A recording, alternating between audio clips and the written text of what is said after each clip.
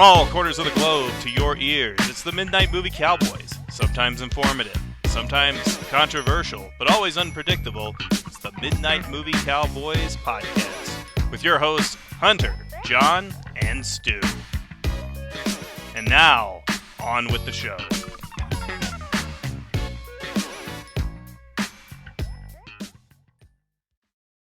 Hello everybody, welcome to week 1 of Munsters Month. That's M-U-N-T-H. Here at the Midnight Movie Cowboys, you've got myself, Stuart, here in the prison cell of Melbourne, Australia, until November 26th, when we hopefully get that piece of shit out. Dan Andrews. And to my bottom right, down there, should be Hunter Dusing in Dallas, Texas. To my bottom left, whatever way he is, that way, is... one of them ways. Right. Okay. Right. The other way, quickly getting rid of some ramen noodles, is Mr. John Grace in Denver, Colorado. Hello? And he's here. Shit, Garo. Over now, New Florida expat. Yep. Formerly of Boston, now in Florida. And, the great mass hole himself. Yep. Started pronouncing my R's because I moved out of Massachusetts. I now say car instead of car. It's a drawer, not a draw, right? Yeah. Have you had any clam chowder? Yes, and I go to Harvard Yard. Harvard Yard. When Garo would impersonate Laser Craze boss back in the day, he would often exaggerate his own Boston accent to get Laser Craze's boss's voice across. Your car. John, it's under the draw. We're going to Chiller. I got the back seat filled with Godzilla toys. I'm going to sell them fucking all. It's like Chiller. Was your boss Harvey Firestein? We're going to listen to AC/DC and kiss the entire way there. If Weinstein was a heterosexual, psychotic Brazilian, yeah. And what plants. Sociopathic and, loved Kiss and Zeppelin, And Godsmack. Godsmack. You like when this Kid Rock. He tortured me and Garo with the Kid Rock, which doesn't seem so bad now, but he was. I love Kid Rock. That all the way to New York. He loves America as much as I do. I couldn't sell those Godzilla toys for shit in Brazil. But here, they sell for millions of dollars.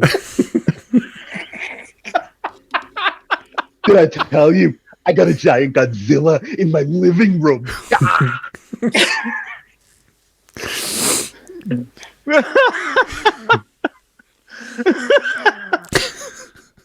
You got to see my 3-foot Majin. It's very big. Come over, look at my Majin, look at my large Godzilla. Then we'll play Virtual Fight on my second Dreamcast. It's a lot of fun. Oh gosh. Oh boy. Remember I used to play the drunken guy in Virtual Fighter and keep beating him and he gets so pissed? I remember that. I was there for that stuff. Yeah. Hey, what years were they that you guys were there? Oh, those are like mid to late 90s, I think. Yeah, 1996 and also 98, 99. Laserdiscs were still around then. They were dying, weren't they? It was starting to die in the late 90s, yeah. Yeah. Yeah. Yeah, because DVD was just coming around. And it became popularized with The Matrix. So that was like 99, 2000. Yeah. DVDs were cheaper and Laserdiscs were getting more expensive, which killed that market. And DVDs were like $14, brand new. And they didn't have like 20 minutes to a side either. Yeah. Well, if you wanted to like, what was it, go slow motion, you had to have like a fucking 4-sided movie, and you could do that in fucking DVD. The CAVs. CAV format. I mean, they were clear. They were clearer when you paused them than what DVDs were. I still believe that. to this day. I'm not trying to be some sort of retro hippie, but it is true. If they actually released those movies in anamorphic, kind of figure out where it was going with widescreen TVs. Yeah. I mean, I'd rather have Laserdisc than DVD. Still got mine. The audio was better. Yeah. I mean, Blu-ray's now probably better than Laserdisc was, but Laserdisc did have some advantages over DVD. Mm-hmm. Yeah, definitely agree with that. Didn't have to turn down the sharpness. That's what Laser Craze boss showed me. Like, look, John, you don't have to reduce the sharpness. He was showing me Jason and the Argonauts because I was buying a Laserdisc player off of them and Laserdisc. Look at that. No sharpness control. You don't have to. Looks good.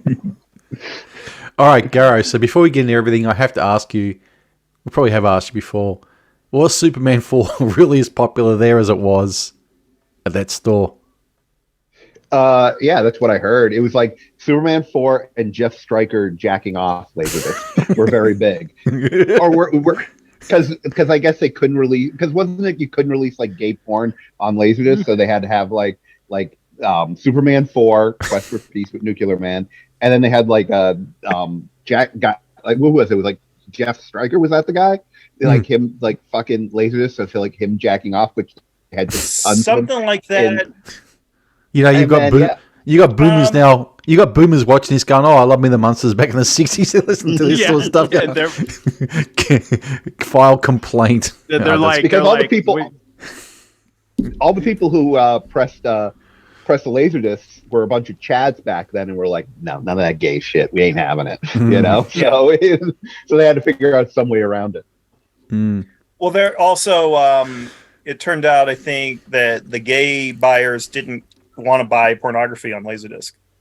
They had no interest in it. I think there was some. That's why they got stuck with all these Jeff Stryker Laserdisc, because the gays didn't want that stuff. They would rather watch something like Superman 4, where it's all implied, them wrestling in slow mo and Nuclear Man looking handsome and all that crap. Wrestling on the moon.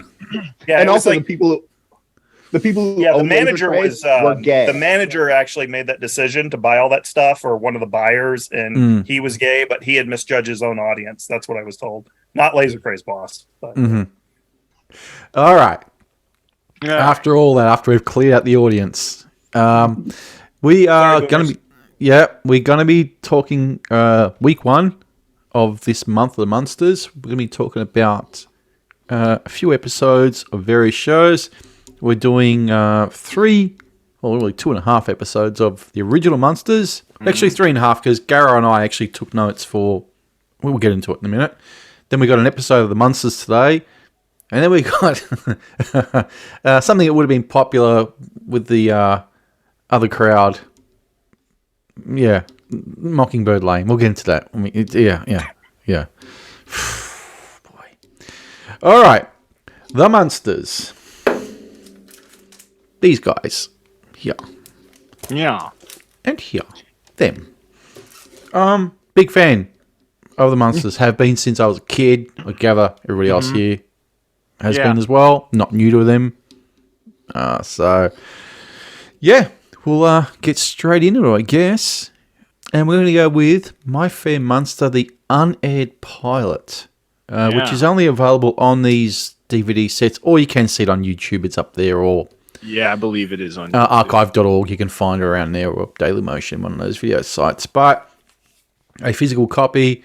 There's actually video DVDs out there. I believe they're unofficial releases that have, Lost Munsters stuff, and this is one of them that's on there, along with an alternate version of My Fair Munster, which was not the one that was screened in 64 on there, along with a couple other things as well.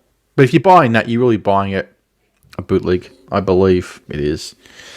Okay, My Fair Munster unaired pilot. Yeah, what do you guys think?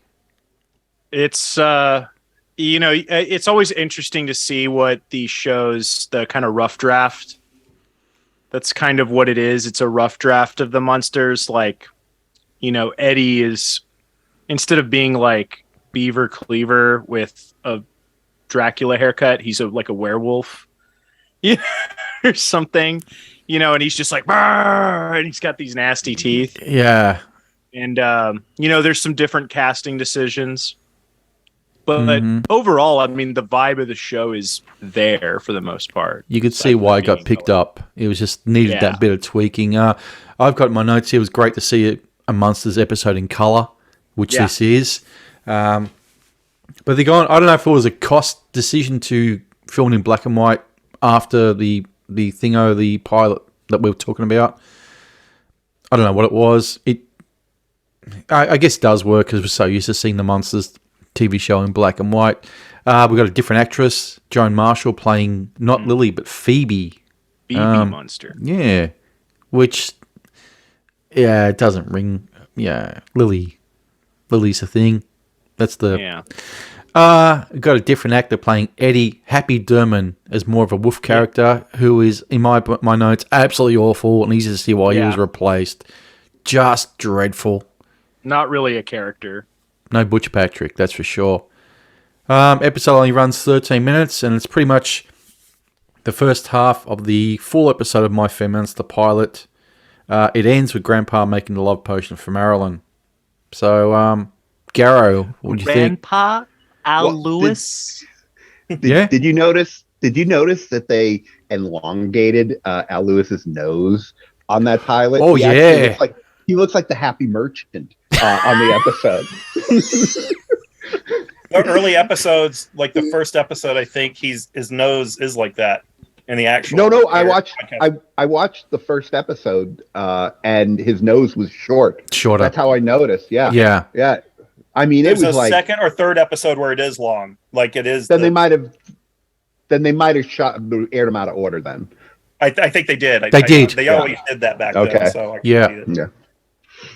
He goes to the showrunners. You know, Ed, Norm, I feel kind of offended with how I look right now. Yeah.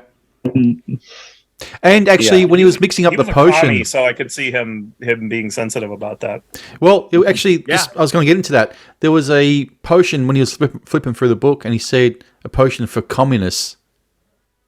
So, what, to create them or eliminate them? I don't know. Yeah. I don't know. Depends on if Elia Kazan was on set that day. You know. True. Yeah. But what else you take away from a Garo?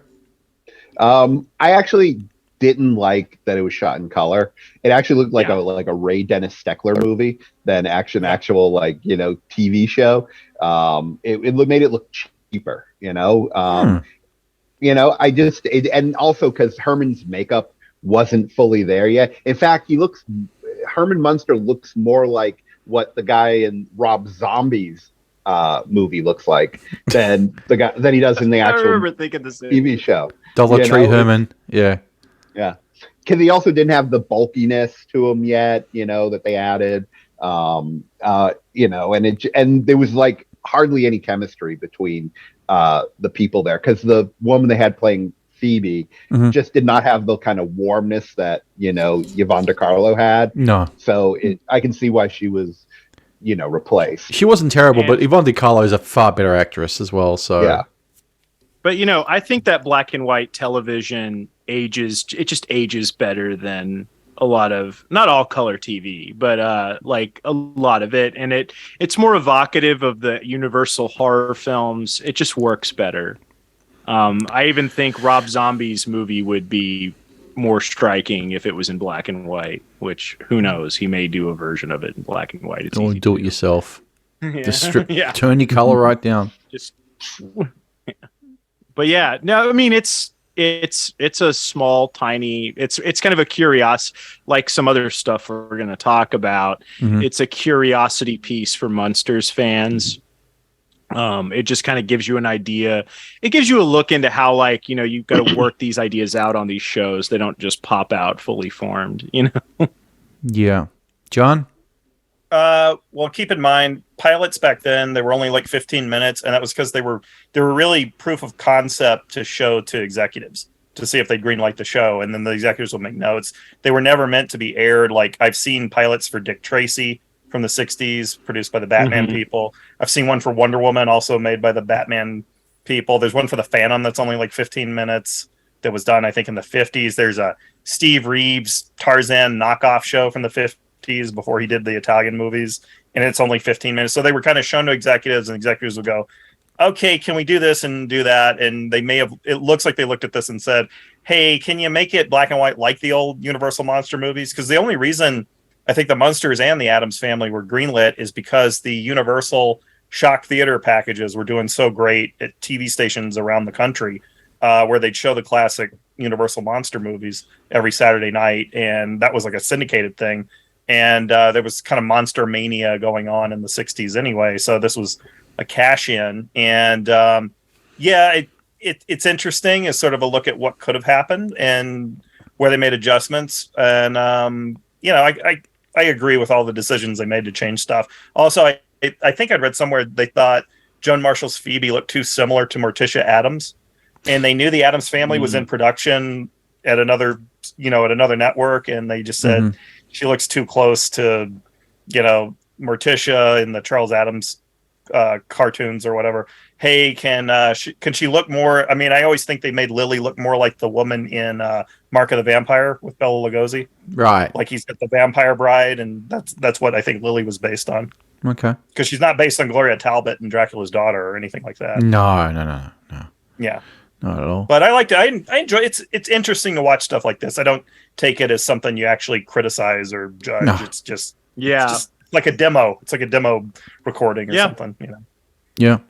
It was good to see. It's not really meant for consumption. It was, I would say, probably 70% realized at that time. There was the adjustments with some of the cast, and like Garo said, Al Lewis's nose was way too out there. I thought the same thing. It is cartoonish. It's it's like rounded at the end. It's just we were just waiting for. yeah, exactly. It's you kind of go, what's going on there? All right. Anything more to say on this, fellas?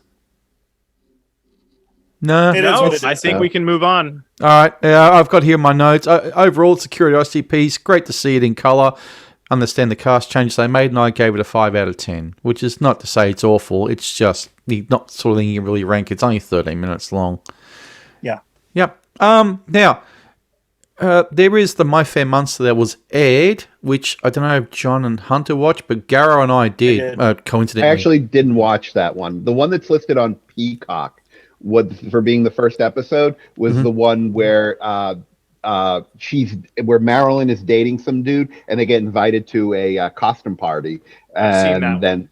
Yeah, so that's the one I watched because that was listed as being the first one, and it did mirror the beginning of the episode where Marilyn brings someone to the house, and so it did use part of the pilot in that episode. Okay, I got to watch that because the one I watched was actually the one called My Fair Munster, the full-length episode. First one filmed, but the second one aired. So season 1, episode 2. Yeah, the first one filmed. That one too. That's the one where he makes the love potion, right? Yes. Yeah. Yep. Okay. I watched the first 2 episodes because the DVD has it where you think the costume party one that Garo is describing is the first episode, which I guess it is. So, but the menu is confusing where I thought, did I play the wrong one? But it doesn't matter with shows like that, which is the cool thing about watching an old 60s show. You don't have to watch them in order. Yeah, you can just throw any of them on. It doesn't matter. No, it doesn't. Anyway, the notes I took for it, I said it's got a similar opening scene, slightly different dialogue. Dialogue's toned down a bit with the removal of Marilyn saying to her date in the car, "Won't you come on inside? I'd hate to see it end," which could have been seen as a proposal of sex. The first half is more streamlined but follows the same structure. They managed to condense the original 13 minutes down to 9.5 minutes. So it is a bit tighter in that section there. The second half involves Marilyn not taking the love potion Grandpa had slipped into her oatmeal. Instead, Lily winds up scraping Marilyn's oatmeal back into the vat. When Marilyn says she doesn't have time to eat as she was running late for school, Lily then serves up a plate for herself and Herman when he emerges to have breakfast with her. They eat the oatmeal, and the neighbours become romantically infatuated with Lily and Herman. It's a standard 24.5 minute fare. The show opening features all the cast members, but with Fred Gwynn last. So you see Al Lewis, you see Yvonne DiCarlo, Al Lewis, Beverly Owen, Butch Patrick, then Herman Munster. Even though he's the main star of the show, he's seen last. They do change that later on in the show when they have to film the opening for Beverly Owens' departure from the show and Pat Priest coming in. I've got here my notes. Great series opening episode, even though it was broadcast as second episode. Anybody got any further thoughts on that they want to put into it? Good opening episode. It's funny. I think it kind of expresses the type of humor you're in for the rest of the series. I think it's actually it's a fantastic way to start, and I can see why they aired it first. Or they aired it second, but I think it was probably just on the delay schedule. Or I can't say the party one was stronger, but maybe it got across the weirdness of the Munsters better to the TV audience. They thought that was a better way to go, is my guess. I think that one kind of establishes what's funny about the Munsters is they're really nice, wholesome people, but they don't understand how terrifying they are and how weird they are. And just the humor of the show is them interacting with the square world, you know. Well, put the Munsters in modern day society, they wouldn't be sticking out that much.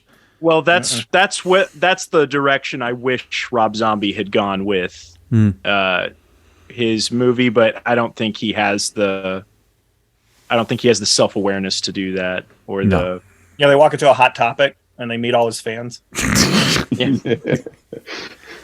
You know what I thought? You remember when Rob Zombie was making 31? I wrote that fake script page for it, and yes, I was gonna do one for the Munsters when we all thought it was still gonna be rated R, and then when we found out it was PG, I didn't do it. But my whole plot was what happens is Herman Munster gets his brain replaced with Charles Manson's brain.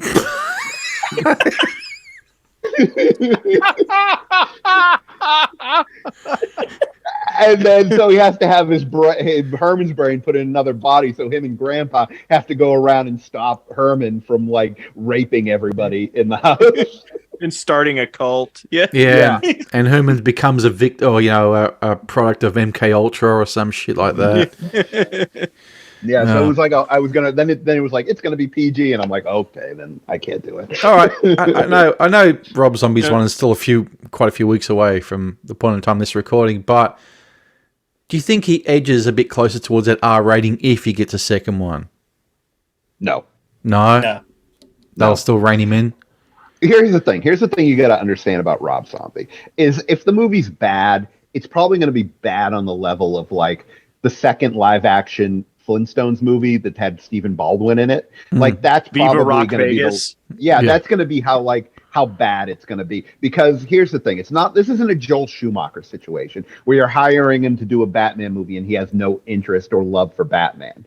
He actually likes the Munsters. So if it's bad, it's going to be bad in not a horrible way. It's going to be bad in just like he wasn't the right guy to do it. You know what I mean? He's gonna be respectful, but that's still not gonna stop it from being bad because he's a terrible writer.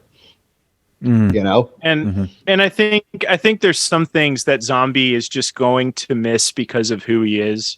I know we're getting off of it a little bit, but one of the things that I remember we talked about when the trailer dropped was where's Eddie? There's a fundamental family aspect that's missing because Rob Zombie's not a family guy. He can't relate. Sherry Moon Zombie are kids. They're adults. So that's an aspect of even though they love the show, it's something as a writer that he just doesn't understand and isn't going to key into, I think.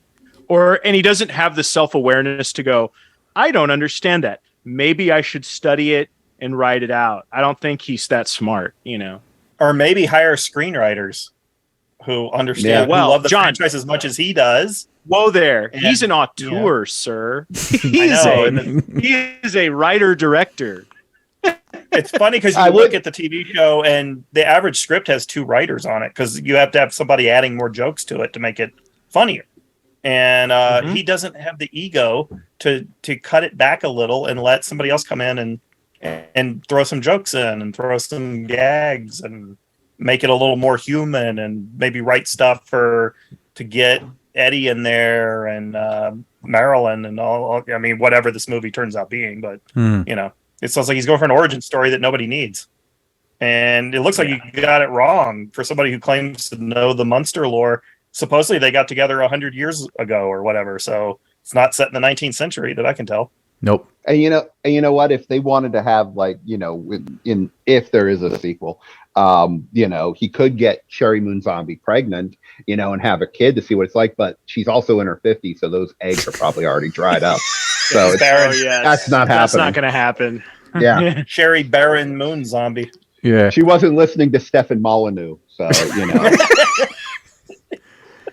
And from what I read Stefan yesterday, Molyneux should have played Grandpa. yeah, yeah, He actually He would be would be a very good grandpa. Yeah. You should have children. And from what I read yesterday, this article is from May of this year, so I don't know. 158 minutes for that film is ridiculous. I don't think that could be true. It can't be. I don't think. Surely.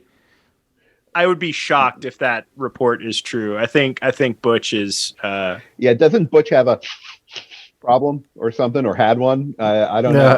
Who knows? You probably saw a rough I wouldn't cut think. or something. But it probably is a rough like, cut. Yeah. There's probably a lot of stuff that got cut out that he's probably just thinking of everything they shot. I don't know. Everything they shot. Like if this thing is longer than 90 minutes, that's already a problem. Mhm. Yeah. Well, no, it's not going to be 90 minutes. It's an origin story. Anyway, we're getting way off track. We're just, Rob Zombie, whatever. So anyway, I gave that episode 7 out of 10, even though it's not one we were covering. I just wanted to rate it. I thought the second half that they had added after the original unaired pilot held up as strong as the first half, and didn't want to rely solely on that first half and sort of wing its way through the second half. So, yeah, that's that one. No one got any more thoughts on that? Who watched it? All right, let's get into the first episode we officially picked for the Munsters, which is Herman the Rookie, Season 1, Episode 29, original air date, April 8th, 1965. From the director of Police Academy 2 and 3. Yep. No way. Excellent. Mm-hmm. Yep. No way. I didn't know that. Used to be a regular in the Dick Van Dyke Show, and then he got into directing. And really, really skilled guy. Yeah. Okay, so this is an episode I know, Honey, you've spoken about before in the past. So we picked it. Yeah. Okay. What made you pick this one when you started watching? What made you pick this one? Can I was guess? just Yeah, Yeah. sure. When the guy who ran the Dodgers team said he thought that Eddie and Herman looked like a bunch of wetbacks.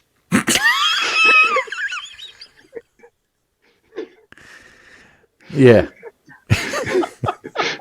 I heard that. That made me Turn back then.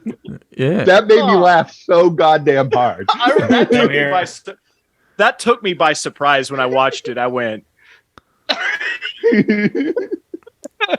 Well, that goes back to that term being used when John and I did.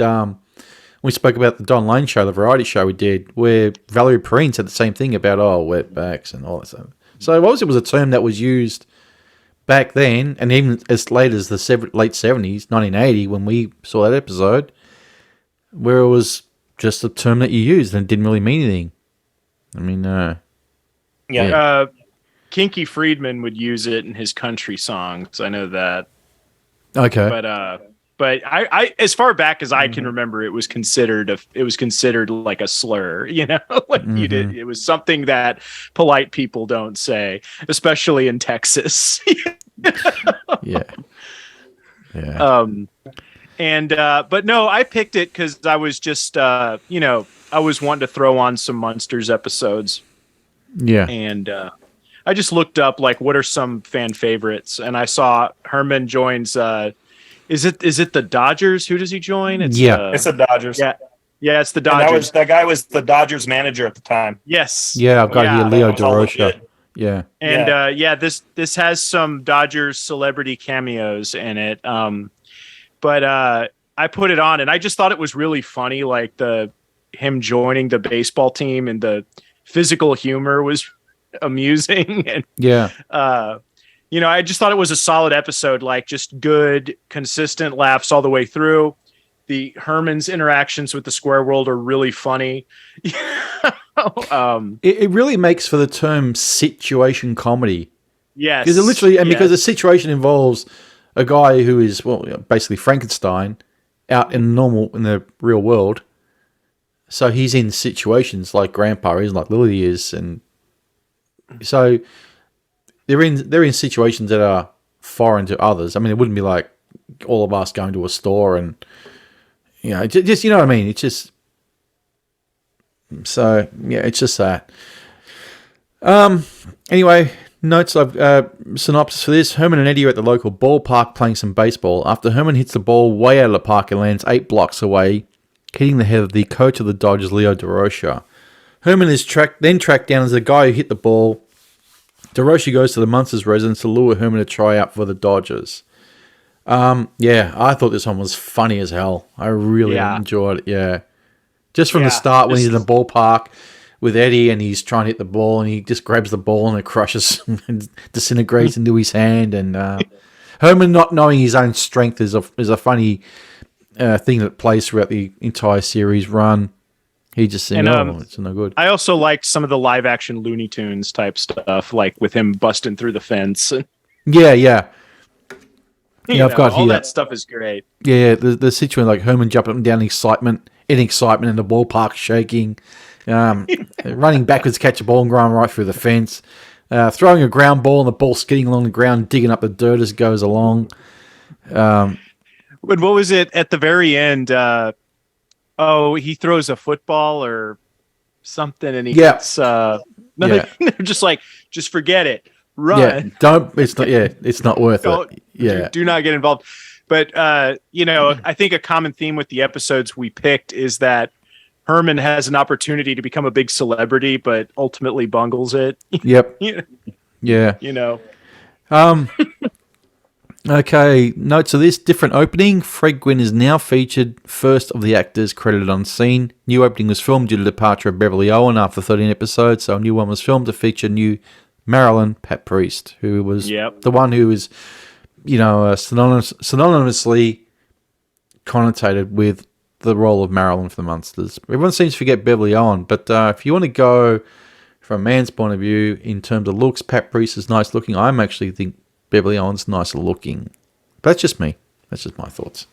I like Beverly Owens more. I don't think I've ever seen a Beverly Owens episode before because I watched this show sporadically when I was a kid, and I thought she looked more like a young innocent, not aware of how beautiful she is. She pulled off the innocent, good-looking young lady a lot better. Pat Priest is older by like 8 or 9 years. She was 27 when she started doing this. Pat Priest. She's probably a bit too old. But I mean, she was fine as Marilyn, but she's not like the Marilyn in the Munsters Today, which we'll get to later, who is, the of-age one. So, we just see Herman trying out for the Dodgers and various situations happening there. Herman then isn't offered a contract as it would cost the Dodgers $75,000 in repairs every time Herman plays a game. So the family all tell him they don't care about the money, they love him, they need him. Herman begins crying, tears like a running tap, or it's just pouring out of his eyes. So, this one was very, very funny. Grandpa, did you bring up his ears for experiments? Garo, what do you think of this one? I really enjoyed it. I thought it was very funny. Love the wetback humor. Big fan of it. But I enjoyed the physical humor. I haven't watched the Munsters in probably 35 years. Haven't watched it. I used to watch it a long time. I used to watch it all the time when I was a kid. Because when you were a kid, you either watched the Munsters or you watched the Addams Family, and I always watched the Munsters. I preferred the Munsters over the Addams Family. I was going to ask that question. Who's more of a Munsters fan or Addams Family fan here? I'm Munsters, obviously. That's stupid. I was Munsters. It was weird though. I was Munsters TV show, but the Addams Family when I was a kid was the movies. Yes. With Raul Julia and I agree. Christopher Lloyd. Those were popular. But it's like I knew there was an Addams Family TV show, but I just had no interest in it. Like I liked the Munsters, but with the Addams Family it was the movies and then there were weird video games, but it seemed for millennial kids it seemed that the Addams Family existed in the movie space, whereas the Munsters was on TV all the time. So, so, you know, it was definitely, I would like to go back and explore the Addams Family, but it just seemed like, oh, you know, there's that old Addams Family, but, you know, that new one on the movies is pretty good. You know? Very, very good. Saw both in theaters. Really enjoyed them. Yeah. Anyone else got any more thoughts on this episode at all? Yeah. No, go ahead, John. I watched the Addams Family. I should say I saw the Addams Family every day after school for like 3 years because TBS ran it during that after school hour, and they ran the Munsters maybe 1 year, and that's when I saw the Munsters. Then they ran the Addams Family for like 3 or 4 years. So I was more of an Addams Family fan simply by exposure. And when I saw the movie, I didn't like it. And I never saw the sequel, although I heard it was funny. It's great. I didn't like Angelica Houston as Morticia. I thought she was ugly. A lot of people like... She looked like a trans to me. And, you know, Carolyn Jones. Carolyn Jones is way prettier. Much prettier. I like... yeah. A lot of she's people gorgeous. like Addams Family Values more. A lot of people prefer that one to the first one. I like the first one more. That. I enjoy it. Yeah. I like the first one. And Values I've never is seen fun. the new animated ones. It's that they don't put out. no, don't do it. They're not good. Don't do it. I'll Don't watch do it. Hotel Transylvania instead. Yeah, you may as well. It's pretty much the damn near the same thing, I guess. I actually think Hotel Transylvania is the reason Universal gave Rob Zombie money to make the movie, because Hotel Transylvania, all that is fucking the Munsters in a way, you know, animated. So they're like, fuck it. You got Sony making all this money off of RIP, changing it just enough so, you know, we can't sue them. And it's like, what are we going to do with it? And Rob Zombie's like, I'll do it. And they're like, okay, we'll give you $50 million. Show us your cast. Oh, your wife? Well, we'll give you $5 million. Who's your cast? My wife, the guy who got fired from the Daniel Stern part in Home Alone. Yeah. And my buddy who was in 31. Yeah. Yes. And Lords of Salem. Hey, I managed to get Elvira. Jewish Dracula. Yeah. I managed to get Elvira. By the way, though. we need a... Yeah. He's like, by the way, can Richard Brake get a role in here? You know, I need a guy who looks like a goat to be in this movie.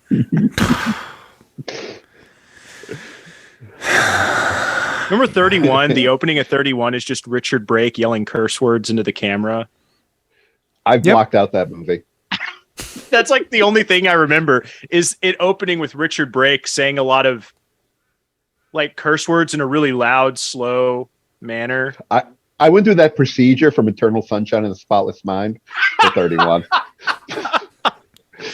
Is it what's Rob Zombie's worst movie? Is it 31? Yeah. Yeah. And that's saying something. That's saying something.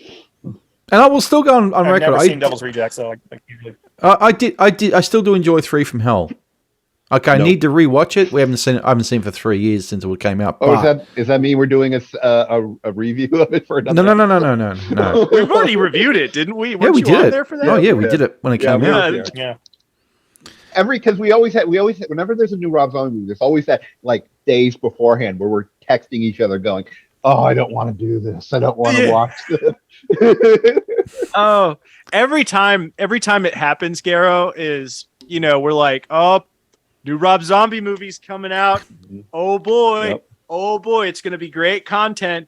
It's gonna be great content. Oh, and we get to make John watch it. He's gonna be so mad. Oh boy. And then like you sit down and you press play and you go, I gotta see this thing.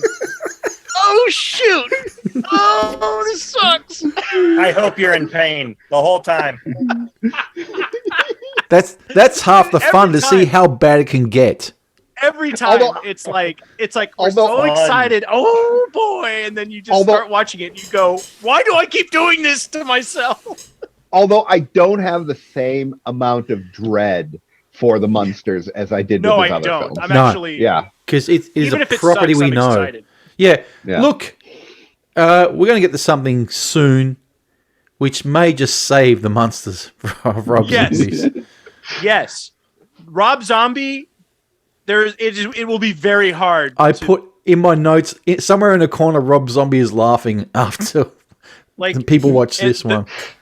It is a comfort to know that it very likely will not be the worst Munsters thing that has been made. All right.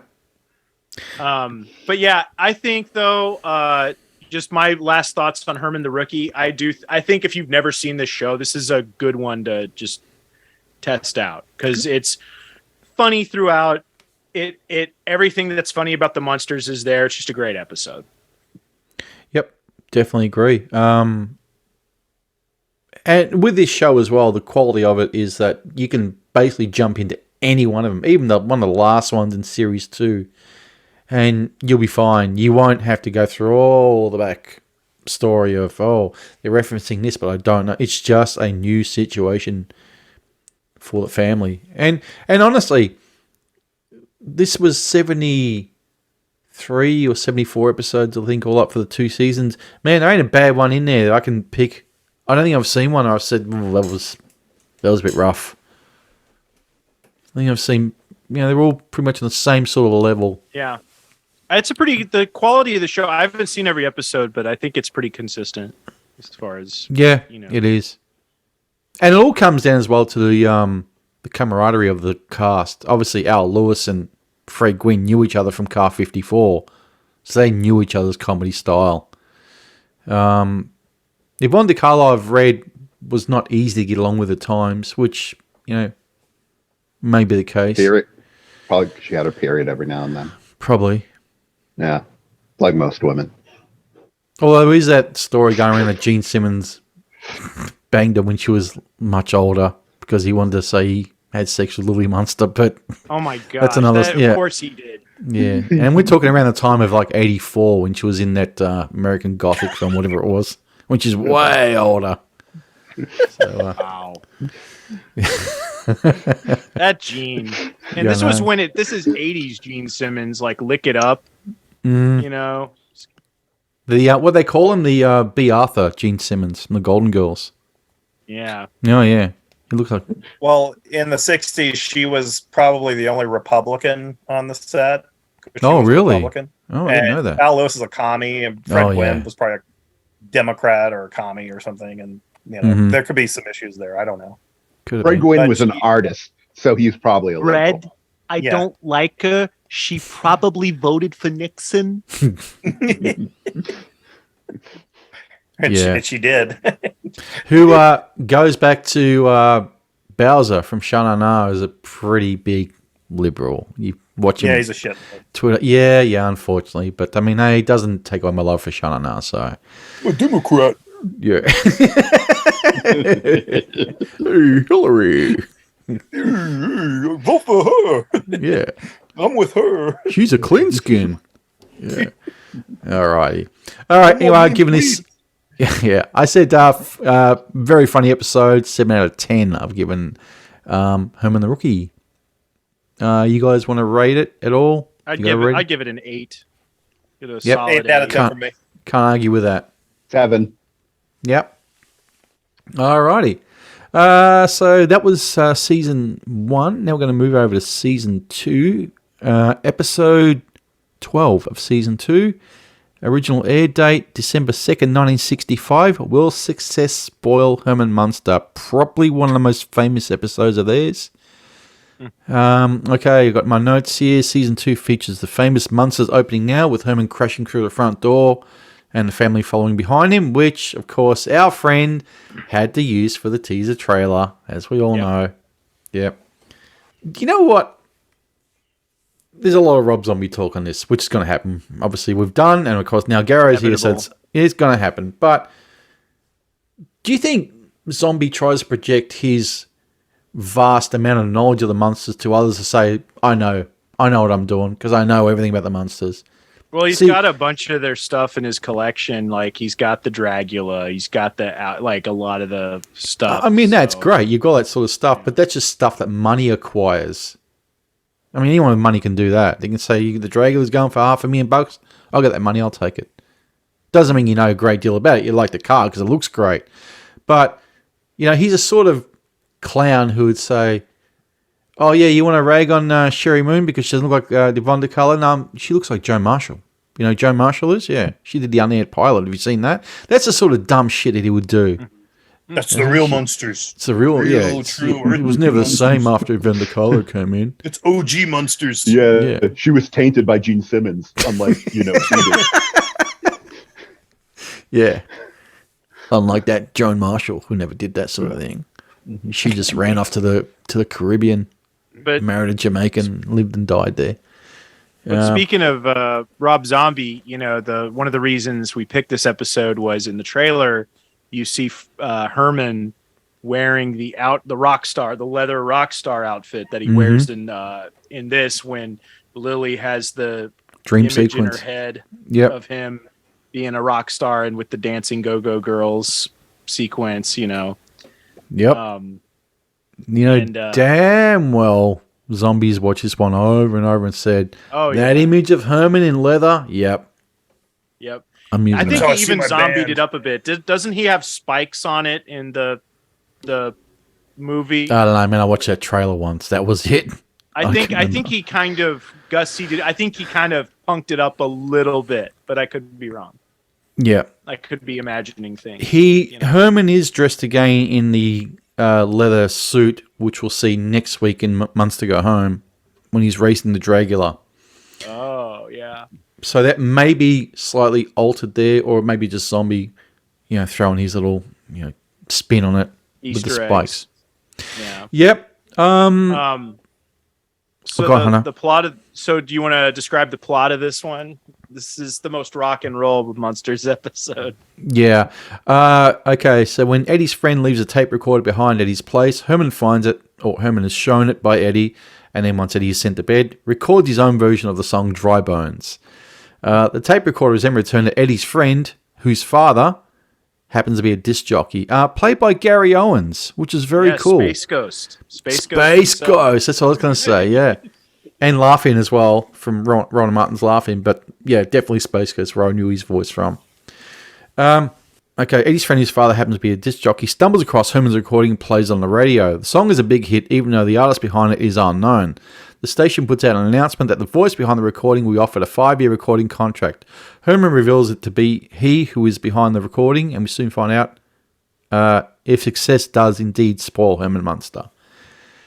He sounds like a werewolf with laryngitis. Yeah. The family ripping on that recording at the dinner table, it was so funny. Herman just pouring the beans into his plate and into his coffee cup.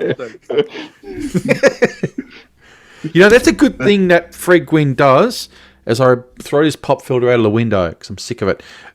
His facial expressions as Herman are fantastic. He really knows physical comedy behind all the prosthetic that he's wearing as Herman. He also knows how to do subtlety, it's like he can be subtle when it needs to be, then be more cartoonish when it needs to be. It's like, because I'm just thinking of, because I watch, jumping ahead a little bit, but the guy from Munsters Today was just like, yes, the whole time.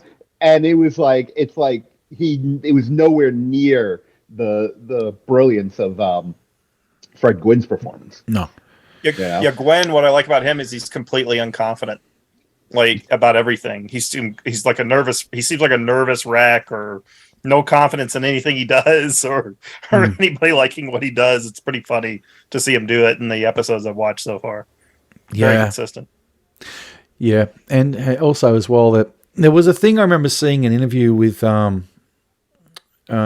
Kim, what's her name, from Planet of the Apes, who played Zira. Kim Hunter. Kim Hunter. Yeah. She mentioned about over accentuating the facial expressions she had to do because she had the ape makeup on, which is what Fred Gwynne does so well as well when required. It's just one of those things that actors, I guess, would or would not know. A good actor would know how to do that sort of thing. My favorite expression Herman has is when he gets a confidence boost and he looks smug. And he kind of goes. Yeah. It's the type of stuff I wouldn't appreciate when I was a kid, and now I look at it and I'm just cracking up. You know? My favorite Yeah. gag from the actual episode was just like a quick cutaway where I think they were playing the song, or they were talking about. I was reading in the paper about how good the song was or something, and then the paper comes down and he's wearing like a beret and sunglasses, and it just like a huge laugh out of me. I thought that was hysterical. Yeah. And also about Grandpa needing help, and Marilyn saying about Grandpa needs help. Oh, I might be able to schedule him next Tuesday. It's just And I like, and you know, I always enjoy the physical comedy, like Grandpa blowing up his lab and flying up out of the Yeah, that was out of great. the ground, hanging up there. I was like, gosh, this show must have been so much fun to make. And I also love, one of my favorite little things they do is under the dragon under the stairs. Spot. Oh, Just Spot, you- yeah. He pokes his head out, just shoots off some flames and Yeah. goes away. Which I'd like to see if Zombie does that with his one. I'm sure he will. Yeah. Yeah. Well, you know, hopefully Spot doesn't also get an origin story like another Munsters thing. Oh boy. You know, Yeah. Please don't give us a Lily backstory. Please don't give us a Marilyn backstory, or the conception of Eddie backstory. We don't need it. The Sam Dracula Do it. backstory. it's going to happen. You might as well accept it. Don't give us a 4-part comic set of Herman's creation in a lab in Germany. We don't care. It's just, Oh yeah. please don't. It was bad enough the backstory we got on Michael Myers for an hour in Halloween. It's just ridiculous. The white trash.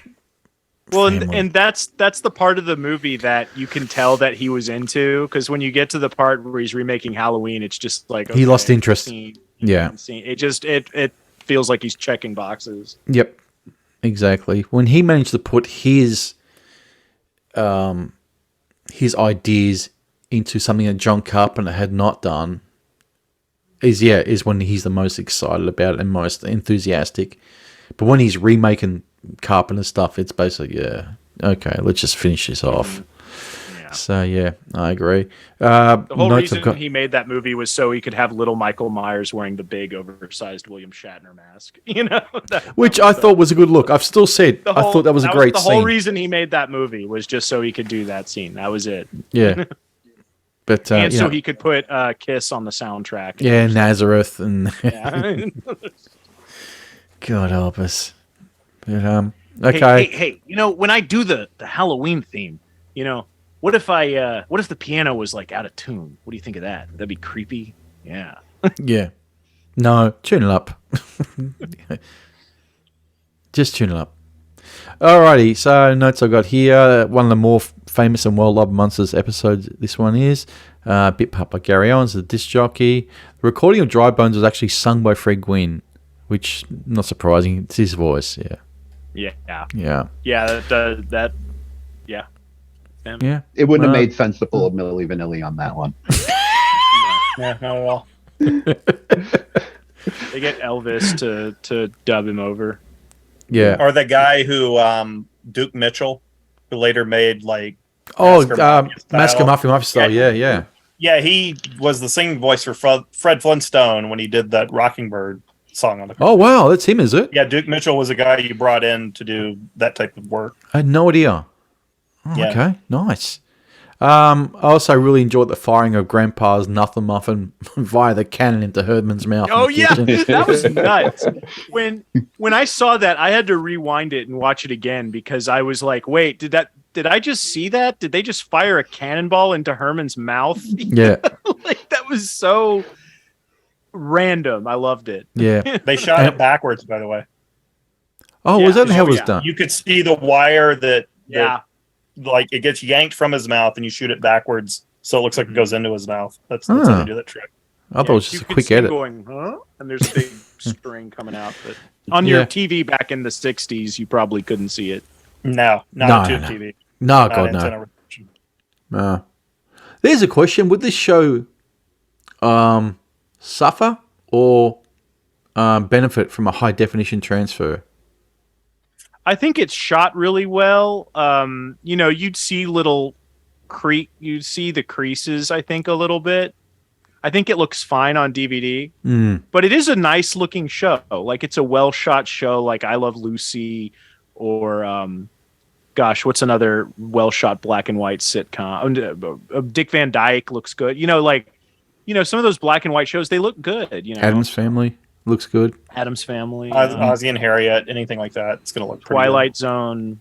Dobie Gillis. Good. Yep. Yeah, Dobie Gillis. Yeah, that's right.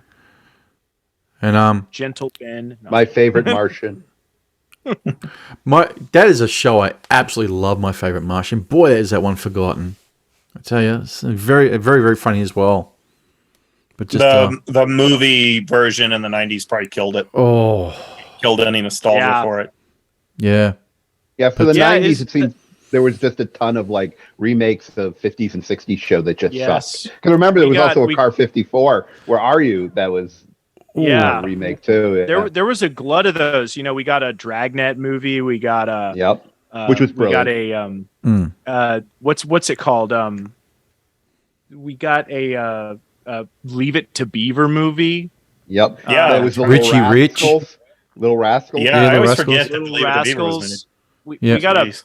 We got a Beverly Hillbillies Dennis the Menace. movie, Dennis the Menace. Yeah.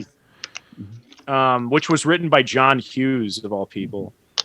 And it was basically just Home Alone, but with Dennis the Menace. Right. Yep. But yeah, that's about it for this episode. I thought the final effect of the Nothing Muffin on Herman was hysterical with his voice becoming high pitched and ruining his voice. And then obviously the last bit with the family sitting around talking to Herman while he's feeding them the Nothing Muffins, and they're unaware of what he's feeding them. But yeah, I put here, loved it, 9 out of 10. Thought it was hysterical. Seen it quite a few times, but has been a number of years since I last saw it. Actually been quite a few, probably about 3 years since I saw any Munsters episodes. Because when I watch them, I like to really binge watch them, at least 6, 7 in a row. It's not hard to do at all. Very easy. But you guys got any ratings for this one? 9. Yeah, I'll give it a 8. Okay. Yep. John, 9, you said? Mm-hmm. Yes. Garo? From me. 8. 8 from you? Okay, yeah. Yeah, Still 8. pretty damn high. All right. I feel the 8 and 9s are pretty much gone as of now. Yeah. Actually, can I? Yeah. I was doing some research on Munsters, and do you know why Munsters was canceled? No. It was killed in the ratings by Batman. Makes sense. Makes sense. Right. And when the movie we're doing next week, Munster Go Home, came out in '66. It was kind of a bomb. And you know what movie did better than it? Batman the movie? Batman the movie, yeah. Boy, I tell you what, they can't get away from that damn Batman, can they? No. It's like all the monster kids lost interest and started getting into superheroes or something. Mm-hmm. Yeah, it doesn't. That would never happen nowadays. Are you trying to tell me that Marvel movies are more successful than the Dark Universe? Universal's Dark? Yeah. Actually, they're not as successful as the Top Gunniverse right now. No kidding. Yeah, The Tom Gun, Cruise genre. You can't cuck the cruise, I guess. I don't know. Nope. Can't cut the cruise in the hub. Yeah. Hubbard, that is. Yeah. Anyway. The Cruise Miscavige Alliance. The 5-foot David Miscavige walking around making sure he doesn't get dragged away from Scientology. Yeah. And in some unrelated news, will reign supreme, you know. In unrelated news, Kevin Feige just joined Scientology. Who the hell joins it these days? Everyone's leaving it. No, he's just joining because he's like, no, I'm just saying that because it's like after the huge success of right. Top Gun. Yeah, like, right. I need that mojo. Yeah, maybe that'll be better than space communism like he's pushing in Marvel. Yeah. Believe me, I'd rather have people be frigging Scientologists than liberals. I'm telling you, it'd be a much better world. Scientology is a way less religion than liberalism. way less. Yeah. Now, tell me, how close to Clearwater are you, Garo? Oh, I'm very close. I'm about 30 minutes away. Oh boy, From that's a bit Clearwater. too Yeah. close. Yeah, we You get gonna your make a Thetans check pilgrimage? lately? I make do. the pilgrimage. Hold on, I got to go finish reading Dianetics. I'll be right back. Yeah, you got so we have to let Garo go. He's got an audit session, so Yeah, I do. Yeah, Got to read all 10 volumes of Mission Earth. yeah. You know? Which And when I was listening to Leah Remini's audio book, or her book Troublemaker, she was saying that they would make parishioners or Scientologists rebuy the entire volume series of Dianetics because they went back in one book and changed one word, and they'd have to dump the whole that they got and go back. Hello, And it's still cheaper than the inflation we're going through right now. I'd rather buy the Dianetic book than have to deal with the inflation. I would be saving money. That was pretty good. Good. Yeah. True as Oh well. my God. All right. Let's move away from the Scientologist for a moment. Okay. So now we're going to leave the Munsters. I didn't bother checking up. Was the Munsters? I know they started on the same day or the same week as the Addams Family on TV, right? Yep. Yep. Were they cancelled at the same time? Or close to? Probably. Yeah, because they both ran I think 2 both are seasons. 2-year shows. Yeah. Yeah. Okay. Yeah. That's all you needed for syndication back then. That's what really dictated that. That was enough to have daily airings on a local station. So that's all you needed was 2 seasons. Well, Car 54, where are you, was 2 seasons only as well. And, that show still, true. that show still holds up as very funny. Oh, it was. Well, right. nowadays you need a show to be, I think, 100. 4 seasons for syndication or 5 seasons. Yeah, it's around So- it's around 100 episodes. 100 episodes to be syndicated, yeah. That's to get royalties from it, or residuals, I should say. right. Yeah. Which that's asking a lot, 100 episodes. It's basically is. killing out of possibility by saying, ain't going to happen. But then again, we get shows like Hawaii Five-0, the remake, which got 8 seasons, which is insane.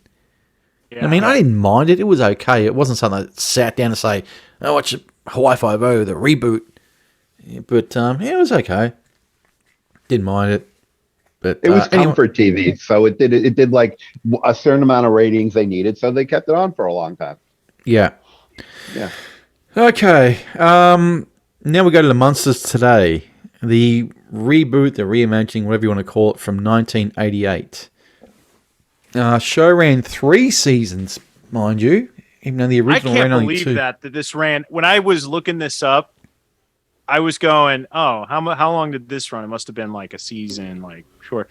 72 episodes. Yeah, I think around pretty much the same amount of episodes which the original Munsters ran, but that was 2 seasons. But yeah, so this show got as many episodes and more seasons, if you will, as the original. We're going to be looking at season 1, episode 1, the original, the first aired one, Vampire Pie, and I've just ripped this synopsis from Wikipedia. Okay, original air date was October 8th, 1988. Herman decides to enter a baking contest using an old family recipe. Yeah. Guys, really?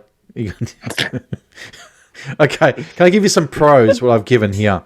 Uh-huh. Yeah. All right, because I haven't bothered with anything else, just pros and cons. Pros, thought Lee Merriweather was great as the lead. I really like Lee Merriweather. I think she's great. Yeah, she was the best part of the episode. Yep. Enjoyed Howard Morton.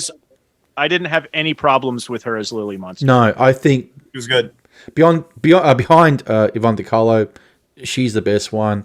Better than Portia, man. That's for damn sure. Fucking embarrassment to Victoria next to Dan Andrews. Okay, pros, thought Lee Merriweather was great as Lily. Enjoyed Howard Morton as Grandpa, and Hilary Van Dyke as Marilyn was fine. For 1988, she was the cute, late 80s girl that I, as a 17-year-old, would have chased. Humor wasn't great, but the late 80s feel to it was very cool to see, that look from that time. More nice to see a girl, Marilyn, actually chasing a boy. Would never happen if a new Munsters series happened these days. It'd be the other way around, and then basically getting told to go to hell. And actually liked the set production. Thought the house looked great. Anybody else want to expand on any pros? I loved the lyrics to the Munsters theme. No, you don't, because smart ass. That's actually I got in my cons. Did not need new lyrics. Added to the theme music, especially the ones in this show, they were juvenile and flat out awful. So, can I get a pro that's actually real, Garo? Yeah, I mean, I would say like the best thing was, like you say, Lee Merriweather. I thought because I got to go right to cons. I thought the laugh track on this was one of the most obnoxious laugh tracks I've ever heard on a TV show. Okay, I've got in here, what the F did they give the audience when they taped this episode? During the cooking section, there were people laughing so hard at something that was dull and very unfunny. Yep. There was one woman in there who must have been drunk or high and was just laughing at just Herman breaking eggs with a hammer, which I thought was just okay. Yeah, it was just pressing the laugh track machine. None of that. There was not filmed before a live audience. No, I didn't think so. No, it's too many editing tricks. You can't do that in front of an audience. Yeah. And one thing about, like, I think the premise of Herman going on a cooking show is a great Munsters premise. Yep, I agree.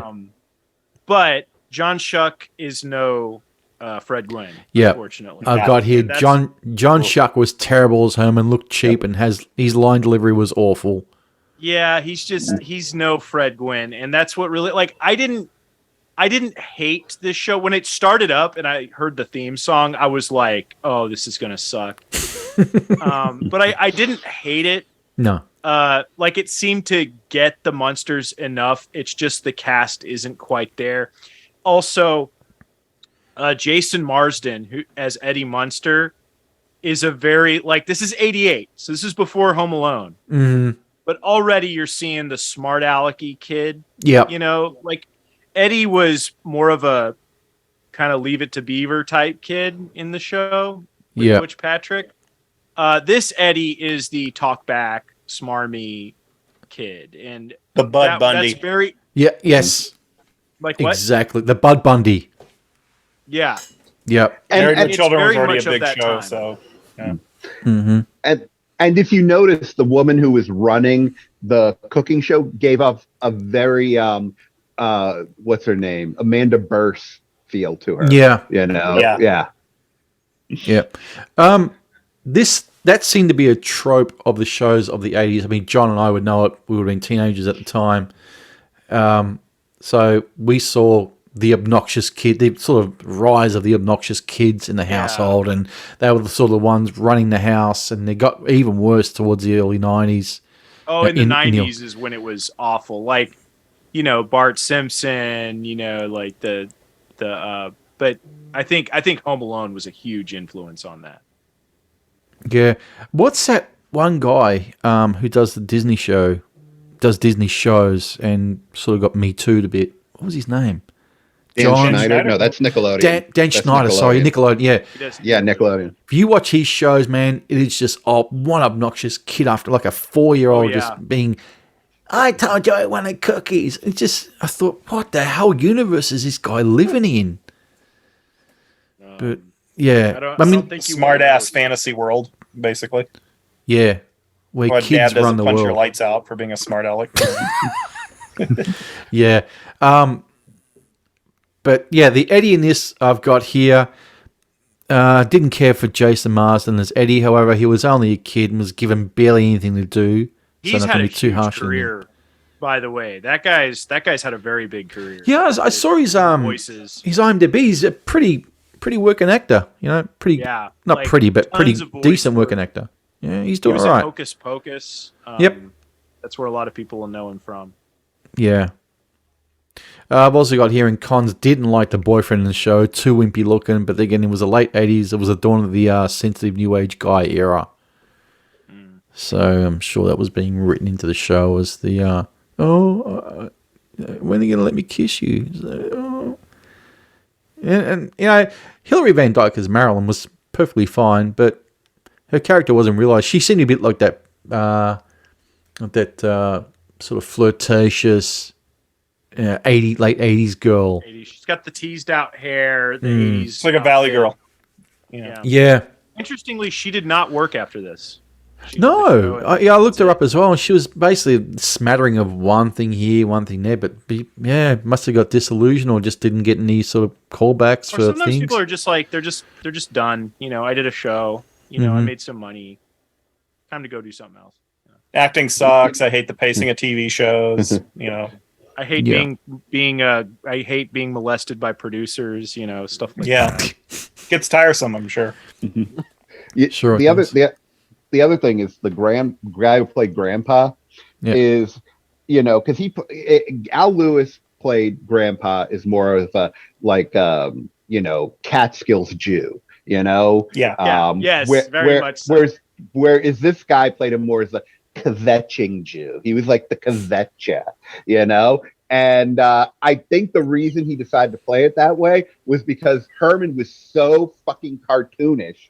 He had to play it low key. You know, so he had no other choice. You know, because there was nothing you could do against him. John Schuck is swinging from the rafters in this. There's none of that subtlety.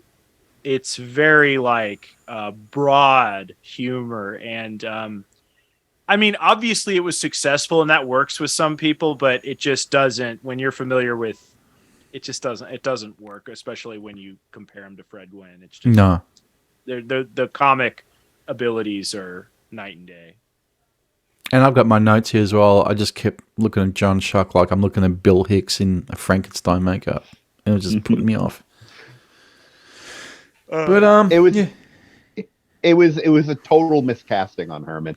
That I think was the worst part of the show. That and the laugh track. Those two were terrible. Final notes I got. Overall, it was fun. I did enjoy it. Not laugh out loud, but I would certainly watch more episodes of this. And I hope one day it gets a DVD release, as I would certainly buy it to put it on the shelf next to the other ones that I have. I would like to watch some episodes from later in the series to see if how more realized it is. Yeah. Because it lasted. It's on archive. Seasons. Somebody was watching this thing, you know. I was the one watching it. I did see it. There was a boom in syndicated TV at the time because I think it was before they passed the law for infomercials, so where local stations could just air infomercials all night. So there were a ton of syndicated shows around 88, 87, like Superboy and the one with Jerry O'Connell, My Secret Identity, and there was a ton of shows like that, and the syndication market was really booming, and I'm sure this benefited from that. And plus, you had little kids who had probably never seen the Munsters, and this probably aired on, I'm guessing, what, Garo, Sunday mornings or it Saturday would, yeah, mornings? it's exactly. It was like Saturday and Sunday mornings, and I think around 9:00 a.m. they would run back-to-back episodes because I would watch them while I was getting ready to go to work. So it was like early 90s. On like the UHF station 38 and that's how I would watch them. Mm-hmm. Makes sense. Because there was nothing else on. There was nothing else on. That was the only thing that was kind of like something you could half watch and do stuff with. So why do we not have a DVD release? Were damaged by the infomercial thing because then watching local TV was boring as hell on Sunday mornings because it was Windsor Pilates, then it was an hour of midgets selling real estate, and then it was terrible. And then there was some Danny Bonaducci hosting 3 hours in a row of different products. It was terrible. It's like we've seen in the last few years we've had MeTV and Retro TV or whatever, these different stations showing old TV shows, and they're very popular. And it's like programmers realize, people will watch TV shows again, not just 24 hours of infomercials. But that law that I think was passed by Reagan or whoever really, really hurt television as a medium, like in more ways than people realize. So why do we not have this on DVD? Not even digitally, I wonder. Yeah, it's not even available on streaming. No. It was at one point. It was on Nice. NBC.com and the USA Channel.com. It was on there for a while, but not anymore. Because but I honestly, I just don't think there was a market for it. I think when the show was on, there must have been enough like hunger for Munsters stuff that the show did well. But I think when people remember the Munsters, they remember the original show and not this. How they made reference to Friday the 13th and like 80s horror at the time. And I think that really hurt it too, because it just shows you how out of step it was stylistically with the 80s anyway. I remember thinking a Friday the 13th reference seemed inappropriate. Not like inappropriate is like, oh, that's gory horror, but just it doesn't seem right. It doesn't fit the material, you know. Yeah. And also you got to understand, it's like, how many of those like syndicated 80s sitcoms ever got a DVD release, like Small Wonder and shit like that? You've never seen any of those get a DVD release. So that's why I just don't think that stuff was looked at as like people are going to buy it.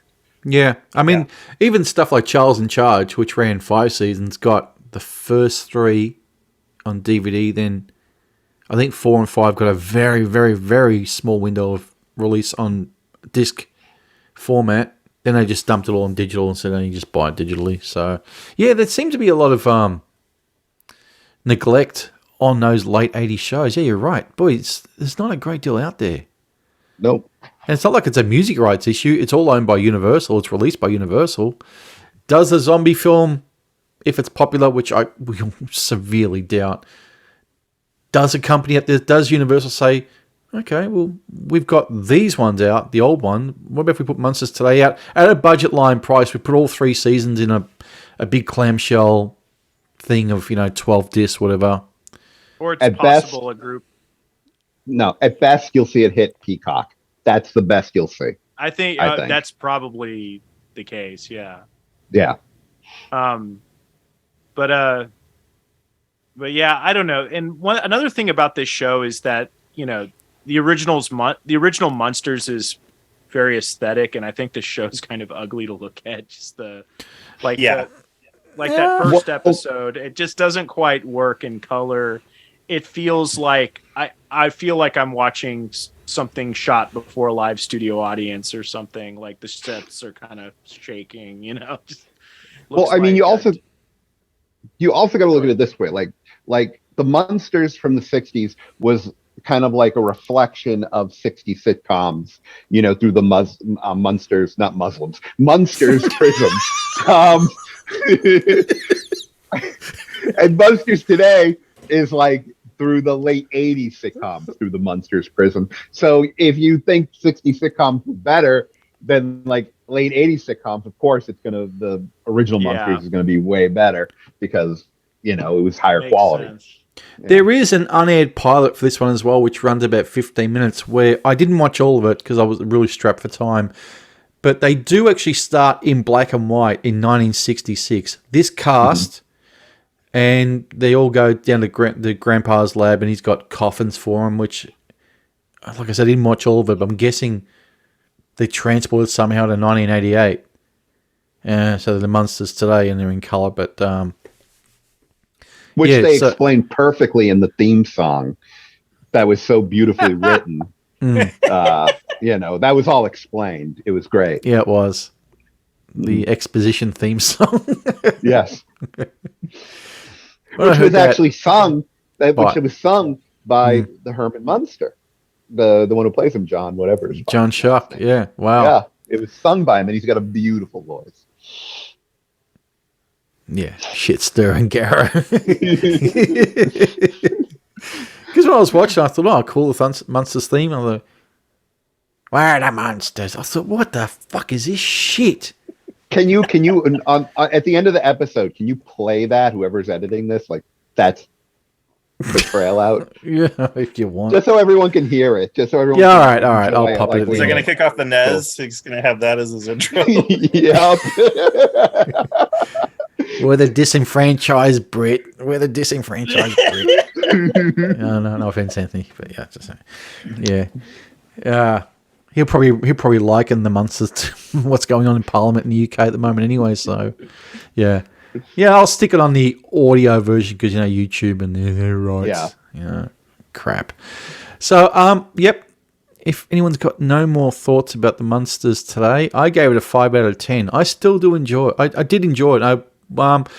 You can watch these. Some of them are on YouTube, but you want to go to archive.org. The entire 3 seasons are there to download. So, yeah. Until Universal. That's how Hunter's spending his next 2 weeks. Busy Hunter. Yeah.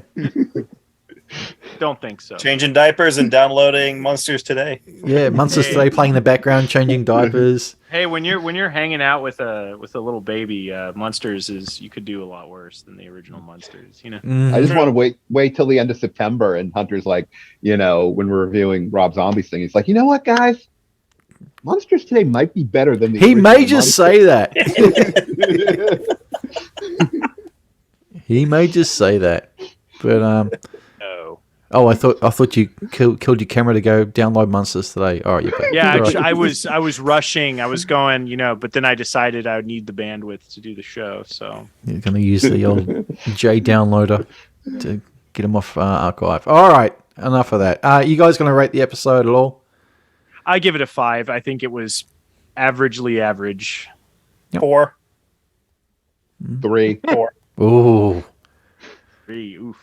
If that got a 3, wait till you see this one. You ain't seen nothing yet. All right. Now we come to the I last already one. gave you my rating for this one. Oh, The YouTube audience just got that. Mockingbird Lane. One we were not going to cover until Garo actually said, you know what, we should do this one and sort of stick. It is classed in the pantheon of Munster stuff, but that is up for debate. All right, 1 episode, a pilot, and thank God never got picked up after that. Even the people, when I read up on it later on, the execs at Universal said, yeah, this was not ever going to work, and we made a mistake with it. So at least they're honest that way. Okay. The pilot. Original air date, October 26, 2012. I can't believe I've never heard of this until now. I did when it came out, but I just never bothered with it at all. I saw it when it came out too. Okay. Yeah, I never saw it, but I did hear of it, obviously. Synopsis of some sort of this convoluted hellhole of a mess of 40 minutes. The Munsters move into their new home of 1313 Mockingbird Lane. Herman is dying. His heart needs replacing as he loves too hard. His son Eddie is a werewolf but is unaware that he is. The murders of his scout troop friends he believes were committed by a bear. Grandpa is in search of new blood. They were Marilyn actually committed wonders, by Brian Singer. and Marilyn wonders why she is different to the others. All right. Okay, can I tell you the experience I had watching this? First off, when a Brian Singer movie opens with a Boy Scout meeting, I get very concerned. Mhm. Yep. Worries me. Okay. I knew this was a Munsters thing. But and I saw Jerry O'Connell was playing Herman Munster. When you first see him and his silhouette looks like Herman, and then he steps into the light and he's Jerry O'Connell with a scar on his neck, I wanted to throw my monitor across the room. I was like, I was going, what are they doing? What's happening? Is this Ken Russell's Munsters? What is this? I just... Well, Go on, Garo. I know what you want to say. This was a pedophile dream come true. I knew it. And It feels like that. Okay, I'm thinking it. I know what you're going to say about the start of Eddie in the bushes. It's like literally Brian Singer was directing with a boner. It was, and like I said, and if you want to know how this goes, okay, it's like, I feel bad for Jerry O'Connell because Jerry O'Connell always seemed like a good guy, but he has to play a character where his heart skips a beat for Lily, but his heart breaks for Eddie. Or is it Eddie Munster? Yeah. and it's just like, oh, you're a pedophile. Oh, Yeah, Herman. we- Oh, Hey, wait. You Didn't know? you guys are missing the big picture. Eddie is in the bushes after the werewolf attacks, and it's a 10-year-old boy or thereabouts with no Yeah, naked. top on. Yeah, Yeah. basically naked. yeah. That's why Bryan Singer had a boner. Well, and one thing too, I knew something was wrong because at first, you know, that okay, there's werewolf attack, whatever. But then when you see Eddie and he just looks like a normal kid, I went, wait a second. I went, what's going on here? No, something's wrong. And then when I saw Herman, it was betrayal. And you know, I can see the fire coming out of John's ears. and then you have Portia de Rossi as Lily Munster. Portia, yeah. Who's a lesbian? Terrible. Portia, is that her Who's a name? lesbian? Yeah. Yeah. Oh, yeah. John, I can tell you want to say something about her. No, keep going. I don't want to get us kicked off YouTube. Yes. So I mean, is there any like you know that you hired a lesbian to play Lily that's written by two gay guys. I mean, the movie's written by a gay guy. The show's written by a gay guy, directed by a gay guy, and it's got the most pedophilia. Like, I've never seen a Eddie Munster centric anything. Like, it's all about Eddie. This whole thing, all about Eddie, and all about like him going through puberty. They keep talking about his puberty. Oh, You know, like, it's horrible. He's gonna go through puberty because that's when the boys become less attractive. You know, it's just like. It is the creepiest fucking pilot ever. And listen. I'm not saying that every gay guy is a pedophile. I'm not saying that. You might be saying that. But Stuart once said to me, he said, you know, not all black people love rap music, but a lot of them do. That's all I'm saying.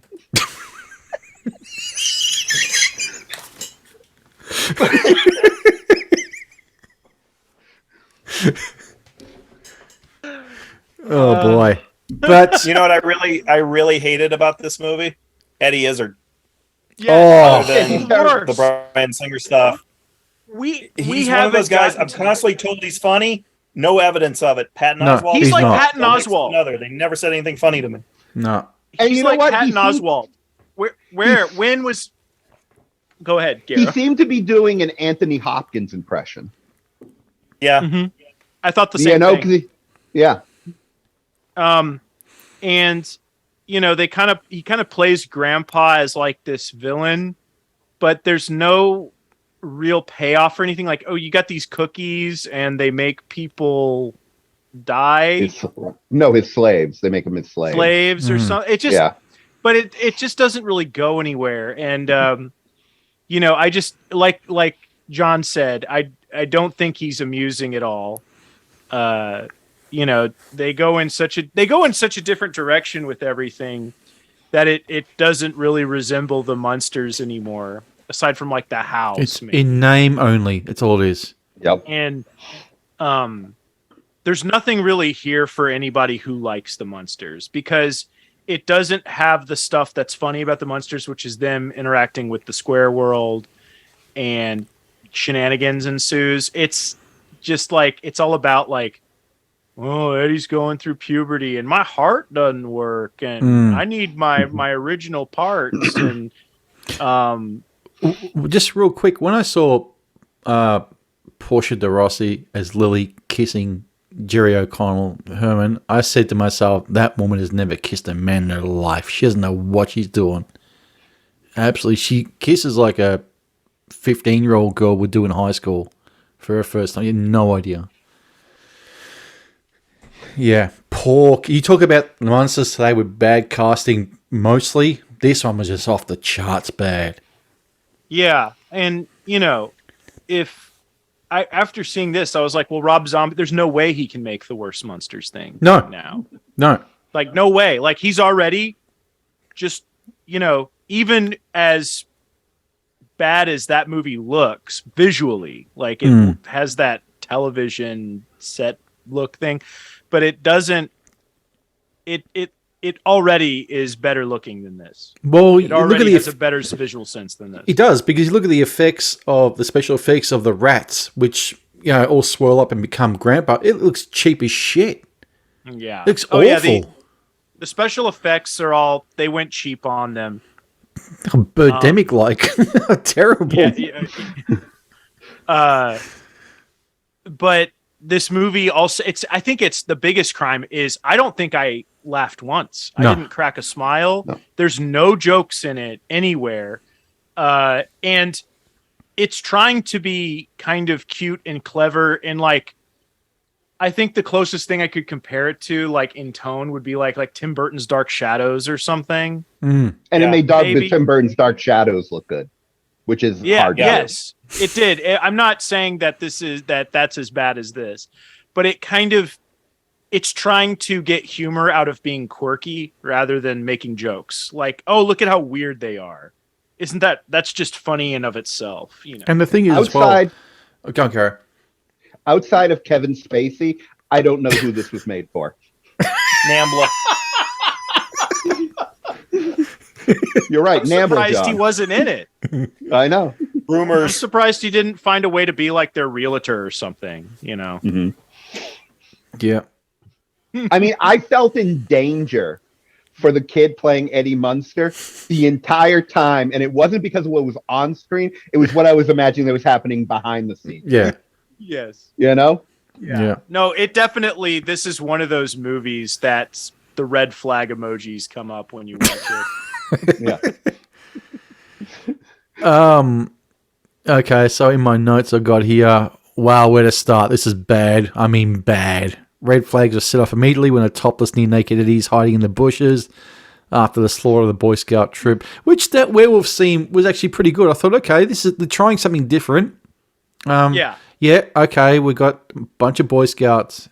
All right, then we see Brian Singer's name. Oh, okay, we got problems. But yeah, this is a Munsters episode in name only. I understand they're trying something different, but it was so far left field that it simply doesn't even remotely feel like anything Munsters related. Jerry O'Connell, deadpan. Portia de Rossi, worstly ever, without a doubt. Yeah. Eddie Izzard was a casting choice disaster.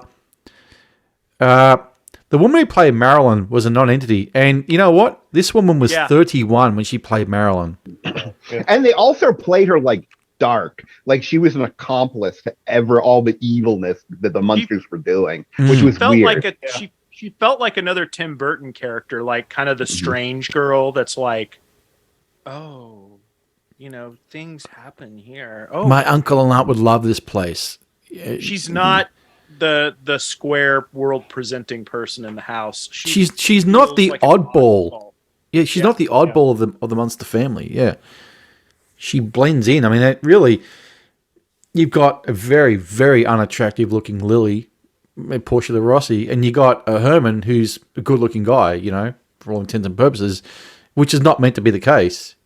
He's meant to look like Frankenstein, who looks like he's meant to be sewn together. As Hunter said, it's just Jerry O'Connell with a scar around his neck. That is it. Yeah.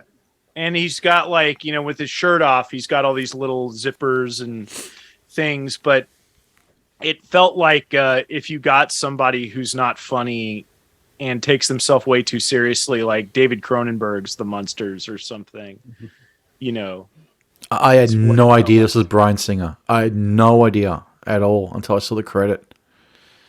But That's one of the reasons I want us to do it.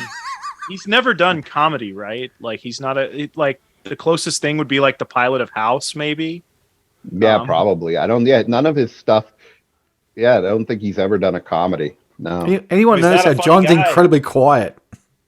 He's not a John, funny that's guy. because John knows he's going to get us kicked off YouTube if he does. Yeah, I'm all in the back. This is the disadvantage of YouTube for our medium. Yeah. Yeah. But John looks like he's about to blow up. Yeah, he looks very angry. I'm gonna turn into Frederick Forrest and Falling Down. Just say the word bag. Just say Was bag. Victor Salva going to direct more episodes or something? Or Probably, yeah. You know what's funny? I Coppola's gotta going to ask throw you some money in it for his pal Victor. Who, Coppola? Yeah. I got a question to ask. Like we getting back to to Bryan Singer, and we were talking about Tom Cruise a while. You know, Bryan Singer directed a Tom Cruise movie called Valkyrie. Now, Yeah. as we know, we've heard all about like with not Tom Cruise, what Bryan Singer does. He's like, you know, total no shows on set, you know, and is like hardly ever there. And you know how he's Tom hammered Cruise all the is, time. yeah, he's, you know, but Tom Cruise is one of those guys who's like, no, we're here, we're making the movie, we got to put all our effort into it, blah blah blah, you know. And it's like, I honestly don't think Bryan Singer directed Valkyrie. You think it was Shadow directed? I think it was Christopher McGuire who directed Valkyrie, because if you think about it, like Tom Cruise, usually when he works with someone he likes, he does multiple movies with them, and he started working with Christopher McGuire on Valkyrie because he wrote Valkyrie. Okay. And then all of a sudden he's more directing Mission Impossible movies and directing all of them now. And Jack Reacher. And I think probably Bryan Singer came in, pulled his bullshit, and they were just like, and Tom Cruise was like, get that guy off the set. And then I think they probably brought in Christopher McGuire to come in and ghost direct it. I'm just, because I thought it would be a good, what do you guys think? He's the Rick Rubin of film. Yeah. Takes the credit for stuff he doesn't do. Yeah, you know, I've always thought Singer was ridiculously overrated and probably got way too much juice out of Usual Suspects. Yeah. And like you were saying, McGuire is probably the real talent behind that movie. But we found out with Bohemian Rhapsody how bad Bryan Singer's drinking is, how bad his appetites are with. Oh yeah, I didn't know about that. Boys. Oh, he's the kind of guy who disappears at booze benders and screams at his assistants and throws bottles at them. There was a big piece about him like last year about one of his assistants basically just spilled all the beans about him.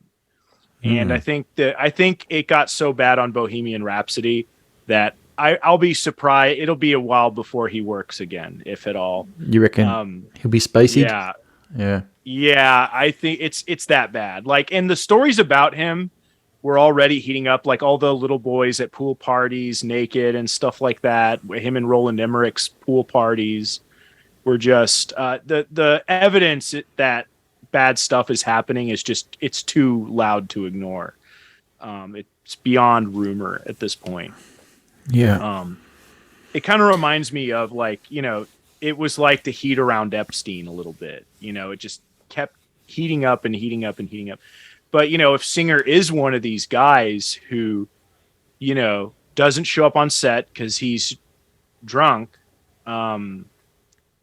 then it makes sense that Tom Cruise, who is the guy in charge on his sets. Yeah. Tom Cruise is in charge of a Tom Cruise movie. So I could see him going, bring Chris in, let him take he directed Way of the Gun. He can direct a movie, you know, put him in there. And then now he's one of Cruise's, Cruise has like a stable of directors, you know, he's got Doug Liman, he's got Joe Kosinski, he's got Macquarie, you know, so. How much of X-Men 2, not so much 1, but 2, do you think Singer directed? Probably about half. And then probably like the director of photography and other people probably did the rest. Yeah, second unit probably did pretty much all the stuff anybody likes about it. But I've never ever thought that Singer, young boys and everything. I've never thought that part that Nightcrawler sequence at the start of X-Men 2 was Singer's work. It just, he didn't seem that as talented enough to. I don't know. He was a guy who was lucky enough to surround himself with a lot of talented people who ended up doing the work for him. Yeah. And he, you know, and I was never that taken with his X-Men movies. I always thought that I hated them. I like them. I enjoy them still. Not 3. Well, 3's an abomination. My thing with his X-Men was, you know, I grew up with like late 80s, early 90s X-Men. And then I see this and they they all look like they're dressed up like Star Trek the Motion Picture or something. Like, I was like, what am I, very bland to look at. Didn't look like the comic books I liked reading. But it had some good casting choices, but I was never that taken with it. I remember when X-Men 2 was considered the greatest comic book movie of all time, and it was never ever going to be as good as Spider-Man 1, the Raimi one. No way, not even Right. close. I hated X-Men 2 so bad because people told me it was great, and I go see it. Hyped. And I had read X-Men in the 70s when I didn't get that type of X-Men movie until First Class, really. But First Class was great. Yeah, but I like agree. there's a scene they're running away from water. There's like water coming through a tunnel, the cheapest Hollywood effect there is. And it's like, wait a minute, you got Iceman right there. Why doesn't he just freeze it? I read enough of the comics to know that Iceman can freeze it crap. It's like this isn't even it's like it's a cartoon or comic book adaptation done by people who never read comic books in their life. They just read descriptions of the characters and said, let's do a big gay subtext superhero movie. Yeah. Which the X-Men in the 60s was not conceived to be a gay or Jewish subtext to anything, despite the memes you see going around. It was basically Stan Lee and Jack Kirby wanted to do a superhero team where they didn't really have to explain the origins. They just wanted to like a big team. And I think they kind of did the George Romero thing where people went, oh, look at all this subtext here. And then they went, yeah. That's what we're thinking of. Yeah. I was totally thinking about the civil rights movement. Very good. You caught on there. You're very smart. Which is what Rob Zombie hopes somebody does with one of his films. He goes, you finally cottoned on, huh? Yeah, you figured me out. Yeah, yes, I was critiquing Vietnam and consumerism. Very good. Yeah, Romero rode the lightning on that shit as long as he could over people misinterpreting his fairly flatly written work. I like his movies, but boy, did he eat up his own hype, and his stuff got worse. You know what's funny? You know what's funny about Romero is you watch Night of the Living Dead, pretty timeless, good, for a first film. Mm-hmm. Yeah. And then I watched the movies on the Between Night and Dawn set, and the movies he followed it up with are like they're like student films. They're unwatchable. Like they're terrible. I like Martin. I enjoy Martin. Well, I'm talking about like the stuff he did between Night of the Living Dead. Well, did he do Martin between that? Martin was right before Dawn of the Dead. Yeah. Okay. So like there's always Vanilla and like some of these kind of more Jack's wife. dramatic. Yeah. The Season of the Witch or whatever. Like those are, you watch those and they don't even seem like they're made by the same person. Like they're like, I even saw Romero talking about it and he goes, oh, I didn't know anything about directing. Like I didn't know he goes, it's just kind of a fluke that Night of the Living Dead turned out as good as Wes Craven was the same. All his stuff looked like student films. Last House, Hills Have Eyes, Hills Have Eyes 2 Last even. House has, the acting in Last House is like barely pornographic film quality. I mean, it was made by pornographers. Yeah. All those guys produce porn done in New England. Like Wes Craven has actually got a role in like a porno film. I mean, he doesn't do anything, but he's just like a side character because that company, I think, based out of Boston, was making porno films. And the guy, one of the actors in there, actually went on to become a film director of adult films for years. Fred Lincoln, who played not that's Krug, right, the other guy. Yeah, that's right. I remember when I saw that, and you look up the actors in it, and you go, "Wait a second." But we'll say though, The Last House on the Left audio commentary with Fred Lincoln, David Hess, I think Mark Sheffer is one of the funniest ones I've seen. It's hysterical. But yeah, Wes Craven. So he's like Barry Sonnenfeld, where he had that like secret career that we don't speak about. Before, like Bryan Singer, who may be having he was a PA on Street Trash. You ever see Street Trash? Yeah, it's a fun movie. Yeah, is that that? It's one of those. George Hickenlooper? Is that him? No. Roy Frumkus, right? Oh, okay. Yeah. Yeah, Roy Frumkus. It's it's one of those like people melting movies. Yeah, the hobos. Yes, the hobos. Yeah. But what I love about that movie is this guy. I can't remember what other movies he was in, but he plays this gangster in the movie, and then he gets killed at the end, and then the film ends with a song of him singing about the scene where he dies and how he dies over the credits. It was like, what is going on? And wasn't Singer's father or his grandfather in Jaws? Yeah. Is that why he calls his production company Bad Hat Harry? Yeah, the old guy who's got the bad hat is Singer's grandfather, I believe.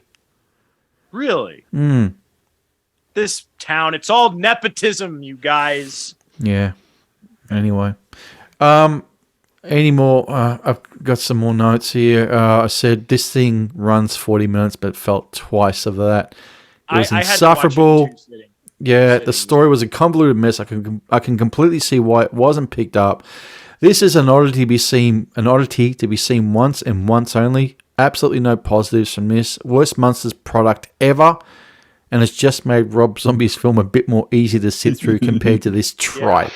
Yeah, I would suggest everybody, if you're gonna watch Rob Zombie's Munsters, watch this first, and it'll probably soften the blow. Yeah. In fact, I was tweeting about this movie, and like the old film critic from the Memphis newspaper, the Commercial Appeal, responded. And he goes, "I have not seen this. I'm going to watch it immediately." Oh boy. He was like, how did I miss this? See, the thing is, the problem with this one is it has that Munsters tag. You think, okay, we've seen the other versions over the years, obviously the most famous one. Surely they can't deviate away too much from the formula. Well, they do. It goes too far because it doesn't really resemble the Munsters anymore. And when you go that far, you go, well, who's this for? Like... Munsters fans don't care, and certainly people who don't like the Munsters, never heard of it, certainly will not care. It was edgy Munsters. It was similar to, what was that show, Bates Motel, about Norman Bates. Oh, this is way worse than Bates Motel. Oh, yeah, no, Bates Motel I didn't like. It had moments then where I thought, wow, this is really cool to see the backstory of Norman Bates. But this is way, way, way worse. Not even comparable. Bates Motel does not have Olivia Hussey as Norman's mom, though. No. That's the problem. And the other thing is, what the guy who wrote the script was Brian Fuller. Brian Fuller, yeah. And he did a show called Pushing Daisies before this, and this seemed like it was the Munsters through the prism of Pushing Daisies.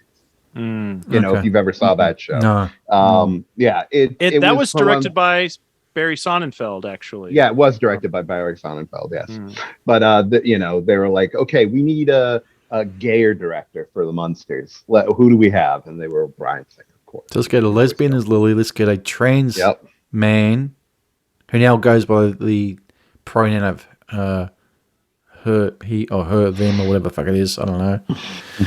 As Grandpa, mind you. Interesting fact, though, about Rob Zombie's film I just found out last night. Grandpa won't be mentioned as Grandpa, only as the Count throughout the whole film. Because he's not a grandpa. That's right. Because they don't have grandkids yet. He doesn't have grands yet. Because Brian Fuller... eggs are gone. Hey, Garo, but Brian Fuller, he also did Hannibal. I know. I love Hannibal. But it's like the same... It's like... that works for Hannibal. Like, he was perfect for Hannibal. I mean, but you're not going to have the guy who does Hannibal to do fucking Munsters, It's like you've got to be in your wheelhouse, I've seen the first 2 seasons of Hannibal. I didn't see the 3rd season. And Low-Res was saying that in the 3rd season, it's like the showrunners were reading like Will Graham and Hannibal Lecter gay erotica. Yeah, it does kind of start. It does start to go in that. He goes, it's like the showrunners read that and went, this is what the fans want. Yeah. So you're going to have Dollarhide with a mask on, jacking off in the corner, and oh my god. No, they didn't go. That's wrong show. Wrong show. Yeah. Yeah. But yeah, I mean, the Hannibal's way better than Mockingbird Lane, and plus the good thing was Bryan Singer didn't have anything to do with Hannibal. The one thing though that the regret I have after watching this is Garo said, "Why don't we do Mockingbird?" Yeah, well, Garo said, "Why don't we do Mockingbird Lane?" But before that, you actually jokingly said about this ain't the Munsters. I'm like, that would have been more enjoyable than this shit. I was just looking up everything Munster. So, but when you put that poster art up of Rob Zombie's This Ain't the Munster, I go, what is this crap? Yeah, because I took the porno cover and I took out anything about it that said porno and instead put like Rob Zombie. I thought, God, they're quick. They've gotten on. I mean, I know they do. They knock those parodies out quick, but then I said, oh God, they've got a Rob Zombie one already. But then you go, no, it was like 10 years ago they made it or some shit. Yeah. But I would have enjoyed watching that more than this fucking garbage. Oh, I knew this had to be reviewed just because of how everything about it. I forgot the huge pedophilia aspect to it, but because I saw it like 10 years. Because when you watched it 10 years ago, it was like that stuff was simmering about Bryan Singer, but it wasn't like at the full boil it's been for like the last 8 years. The only thing about Bryan Singer in 2012 that was out there, and you had to go looking for it, was apparently there was an incident with a shower scene with teenage boys on the set of Apt Pupil. Did y'all hear about this? Yeah. Yeah, that was the only story out there where people were like, what's going on with this guy? But, I think it had kind of dissipated. Like you said, it was simmering. Yeah. There was a photo of him with his two boyfriends dressed as a priest at a costume party. Oh, it's very James Gunn. Very James Gunn. Yeah, and there was a shot of him and Hugh Jackman with a bunch of young boys on his airplane. What was that? What I understand, Hugh Jackman's part of that group. Yeah, he's been said. Me. It's been said for years that his wife Deborah Lee Furness is pretty much a beard. Have you seen her? She's fucking ugly. She's not ugly. She was nice when she was younger, but she is like a decade older than Hugh Jackman. Yeah, she looks terrible. Mm. Like your buddy over in Clearwater there, Garo. Johnny Trav, Grease, Mr. Grease, yeah. But it's when you see those two, you're like, yeah, something's wrong here. It's pretty much well known over here. And he's a song and dance man. There you go. Yeah. All right, look, we're gonna rate this piece of shit. I gave it a 0 out of 10. John, what are you giving? 1. What? Wow, you gave it 1. I gave it 0. I fucking nothing about it I like at all. I would give it a 1 as well. I think this is one of those things that should never have been. It should never have seen the light of day. All right, so 1 from Hunter. Garo, don't let me down. What do you give it? I give it a 1 scared prepubescent boy. Just 1? 1 scared prepubescent boy. Okay, but there'd be more than that on the set. It probably would have been like 50. Yeah. Everyone was running.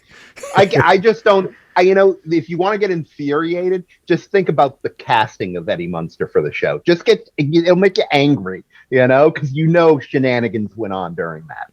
Yeah. Oh boy. Shenanigans. And it's just like and remember when like all this was going down and all the stuff was coming out at post Bohemian Rhapsody, and then there was like some company, I forget the name of the company. I think it was the same company that funds the Expendables movies. They hired him to do like fucking Red Sonja, to direct the Red Sonja movie, and it's like, no, he's a fucking gay pedophile. He does not know how to make a Red Sonja movie. You need Michael fucking Bay to direct fucking Red Sonja, not fucking, I don't want to get Hollywood. I just Red Sonja is a property that no one gives a fuck about anyway. I never liked the original film. I thought it was terrible. Yeah, but if you're going to do it, you have to have someone who would understand what people would like in a Red Sonja movie. Michael Bay is the type of guy who would know what people want from a Red Sonja movie. Not friggin' Bryan Singer. He would cast like fucking like Shelley Duvall is fucking Red Sonja, someone like that, you know? Oh man. The great thing about Red Sonja comic books, which is where the character came from, she's not a Robert E. Howard creation. It's the Frank Thorne comics from the 70s where she's like this busty chick. So it's kind of like Russ Meyer meets Conan the Barbarian. And there's no director today that would even try that sort of thing. Maybe Michael Bay of 20 years ago, but probably not today.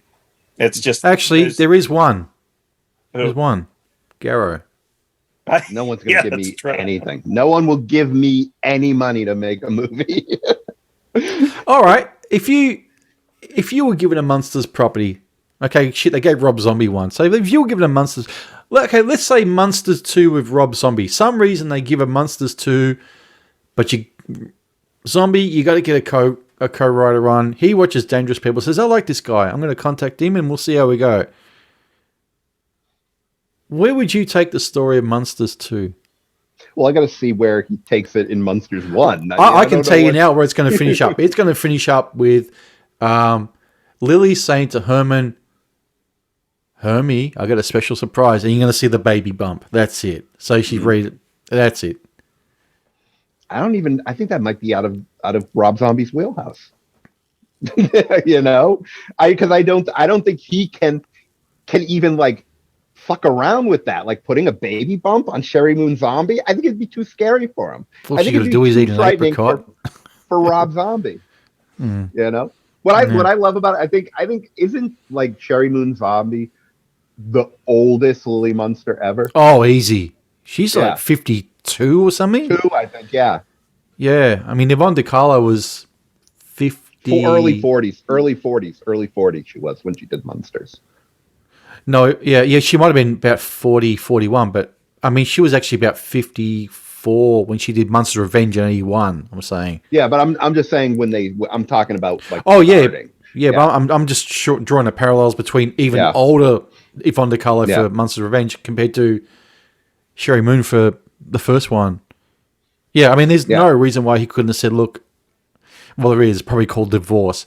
He couldn't have said to Sherry Moon, I'm going to go with someone younger. But yeah, that would have gotten him. That's his crutch right there is Sherry Moon. He needs to completely cut her off the thing and say, look, I'm going to just... Jeff Daniel Phillips... Not going to happen. Not going to happen. I totally agree with you, Hunter, but that is his sort of, the albatross around his neck. He's got to put Sherry Moon. He feels now compelled to put Jeff Daniel Phillips. I'm telling you now, man, if Sid Haig was still alive, he'd be Grandpa. I guarantee you. Yeah. Oh, you're definitely right about that. That makes me glad he's dead. Sorry. But I'm going to tell you, I'm really excited to see how Sherry Moon Zombie plays Groucho Marx. So, She needs to play Harpo and just shut up. Like, is he mad at? Are he and Bill Moseley not friends anymore? Is Bill Moseley not in this? Or Moseley, maybe Moseley just had enough and said, "No." Is he retired? I feel like Bill Moseley used to be in all his stuff, and now it doesn't seem like seem like he's in all this stuff. Let's see. He's out of the clique. He might be retired. Could be. only out for horror conventions, probably. At least we didn't get Malcolm McDowell as Grandpa. Thank God. Oh. Yeah, I'm just curious to how this is all going to play out. You know, because you know that they were hoping for something better from Zombie, but since they were like, oh, it's going straight to, and I'm telling you, I think Universal has already made a profit off of this movie. I think the budget was $5 million. I think Netflix probably paid $5, $6, $7 million for the rights for it. And they're putting it out on, I think they're putting it on Blu-ray like 2 or 3 weeks before it hits Netflix. Yeah. So they're going to get all the, Rob Zombie Hot Topic fans to buy the Blu-ray and DVD or whatever. And I tell you, I think Universal's going to make probably, a few million profit off of it. So, or the other way it goes around, Garo, is this. One person buys a Blu-ray, everybody waits for the Pirate Bay torrent to go up. I mean, but see, you got to understand is that there are actual like just take Kevin Smith, for example. Like, I was reading an article that said the whole reason Lionsgate put up the money for Clerks 3 was because they had the Blu-ray and DVD rights to the Last Jay and Silent Bob movie, and they made a lot of money selling the Blu-ray and DVDs of the Last Jay and Silent Bob movie. So so it seems like Kevin Smith and Rob Zombie has the type of fans that will actually go out and buy the physical media. You know what I mean? And there's very few people who have that kind of clout still. Well, Kevin Smith said the reason Clerks 3 is happening is Jay and Bob Reboot sold like crazy on Blu-ray and DVD. Mm-hmm. He said that's the reason it's happening, is that he goes, hey, all you guys, you went out and bought it. And so that's why that movie's happening. It's not, for once, it's not a movie that's being made to prop up his kid's career. I don't even know if I could sit through Clerks 3. Clerks 2 was so bad. But speaking of Bill Moseley, he has 12 movies coming up on. Okay, so he's not retired. He's far from it. But he was in 3 from Hell. I forget that movie exists. So I don't know. Maybe he looked bored. He looked bored in 3 from Hell. He looked really bored. And apparently one of them is. What? Okay, never mind. It said Untitled Lamberto Bava Project, but it doesn't say it's directed by him. So whatever. Yeah. Anyway. All right. So, do we want to go ahead and wrap this up? I think so. We've spoken a bit about the Munsters and a shitload about Rob Zombie. He's like that possession we just can't get rid of. Let's have a rule when we do Munsters Go Home. Table the Rob Zombie. I think so. Yeah. There's something in there that just has to be said. But maybe we just keep it nice and comfy. Wait, the Dragula's in that, right? Yeah. Yes, it is. Okay, Munsters Revenge. We'll keep it. We won't talk about Rob Zombie too much in Munsters Revenge. Don't even go near Rob Zombie during Munsters Revenge. My brother will fucking hit the roof. He goes, that film, man. We used to watch every freaking day after school. Come home, put the tape in. Munster. Oh my god! Honestly, I think I've seen that film about 100 times, and that is not a joke. Rob Zombie, you can wait during Munster Revenge, or minimise drastically. But yeah, there was a lot of Bryan Singer talk for good reason as well. This one, because because he directed one of these things. But anyway. I am personally going to say Mockingbird Lane, stay the fuck away from it. It's just an app. Don't even waste the 40 minutes. It's not, you might go, it's only 40 minutes. Man, you will never get that time back in your life. Go for a walk, be productive, do something. Don't watch that shit. This is the most morbid. Naked Eddie Izzard. Fuck. This is the most morbid of morbid curiosities as far as the Munsters goes. Although I will go in the bat for Munsters today and say I am going to watch some more episodes. I would. More scammers ring me. Fuck off. All right. Yeah. Next week when we do Here Come the Munsters, can we get a episode tally on how many episodes of Munster Today you watched in the past week and how many episodes Hunter watched, and we'll see which one of you two wins. Yeah, I'd probably lose. I think Hunter be up for about maybe 12 a day. He'd be knocking over. Sure. Yeah, we'll binge it. Yeah. You can tell us if it gets any better. If so, me and John can decide if we want to watch another one. Yeah, I'll give you kind of a trajectory, greatest hits. Yeah. Yeah. It'd be like, there's a side episodes. Stu and Hunter discuss Munsters Today, episodes 2 to 25. You can do an episode mixtape for us. Yeah.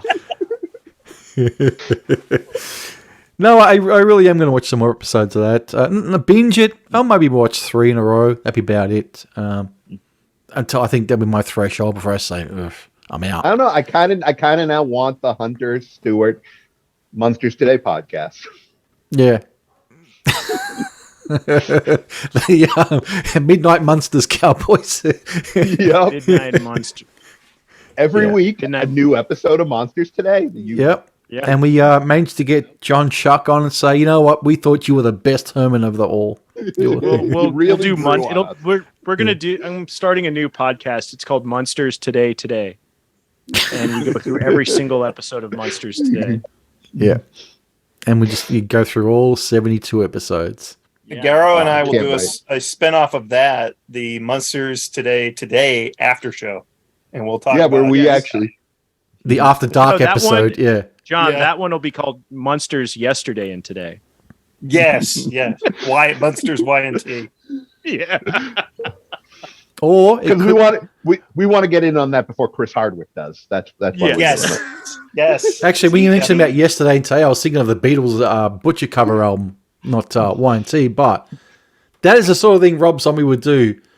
On the soundtrack that's coming is have that cover recreated with Herman and Lily and Grandpa with a bunch of dead baby dolls. Just, oh boy. Fucking. Songs inspired by the great Munsters. idea. Rob Zombie. Al Lewis here. I've got a great idea for a tribute album cover, Rob Zombie. Would you like to hear it? From the grave, he says that. Yes. Yeah. And then, Adam and Carolla, then he I'm smacks gonna Adam smack Carolla's you. friend. Yeah. Al Lewis beat a young Adam Carolla. Oh, he beat Adam Carolla. Oh, that's right. Yeah. Yeah. You little bastard. Now listen, You know, it's Ace funny. Man, I'm going to smack you. You know, it's funny. After I watched all this Munster stuff, the one thing I had to go back and listen to was the Stuttering John interview of Fred Gwynn.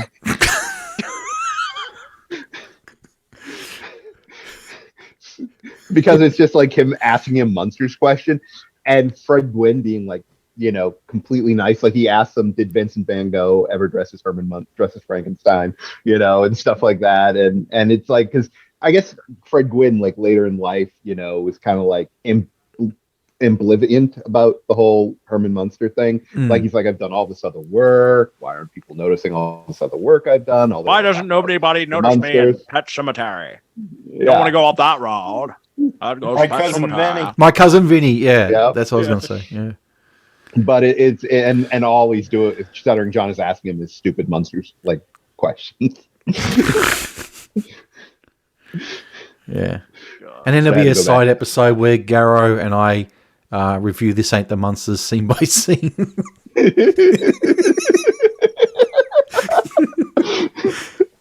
Yes. Scene 1 starring Whoever It Was as Herman. And you know, Yeah. you know what? I bet you damn well before we close up. You know what? I bet you damn well. First day of the shoot of Rob Zombie's The Munsters, he looked at Sherry Moon as bad as she and said, I'm fucking Lily right now. That's been a dream to always fuck Lily Munster, so Guaranteed. doing it now. That's the only reason he wanted to do the movie and make it have her in it. Because I'm sure, I swear they offered him a higher budget to get like real people to star in it. I'm sure they said to him, Rob, we'll give you $50 fucking million and a guaranteed theatrical release.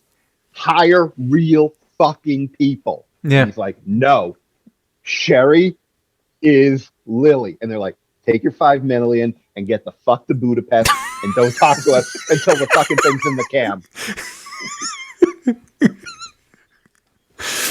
Oh, man. Well, guys, we got to start wrapping it up. We will wrap it up. All right, Garo, thank you for coming on. You're here for all the entire run of the Munsters, so yeah. Munsters episodes, yes, we can recommend. Munsters Today, Hunter and I are big champions of it. And yeah, none of us can recommend Mockingbird Lane. Yeah. All right. Anyway, before we go, the usual plugs and shit. Ko-Fi, we've got a Ko-Fi donation page, which you'll find the information below. And that's about it. Stick around for the Nez for his piece. And yeah, we will see you next week with Munster Go Home. All right. And on that note, see you later. Yep, later. And now, it's time for Rue Britannia with your foreign correspondent, the Nez.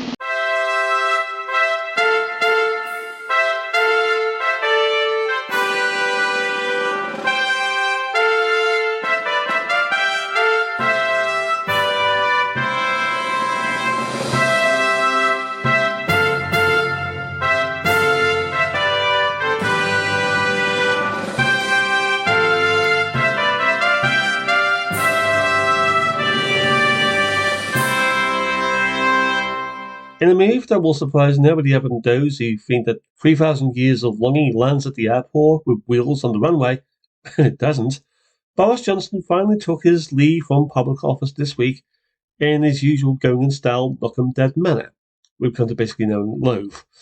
Having announced plans for a new £700 million nuclear reactor, which the new government will overturn, he then pleaded with his successor not to resume fracking on the basis it was more dangerous than nuclear energy, and then advised the English public to save energy in the upcoming recession by buying a new electric kettle.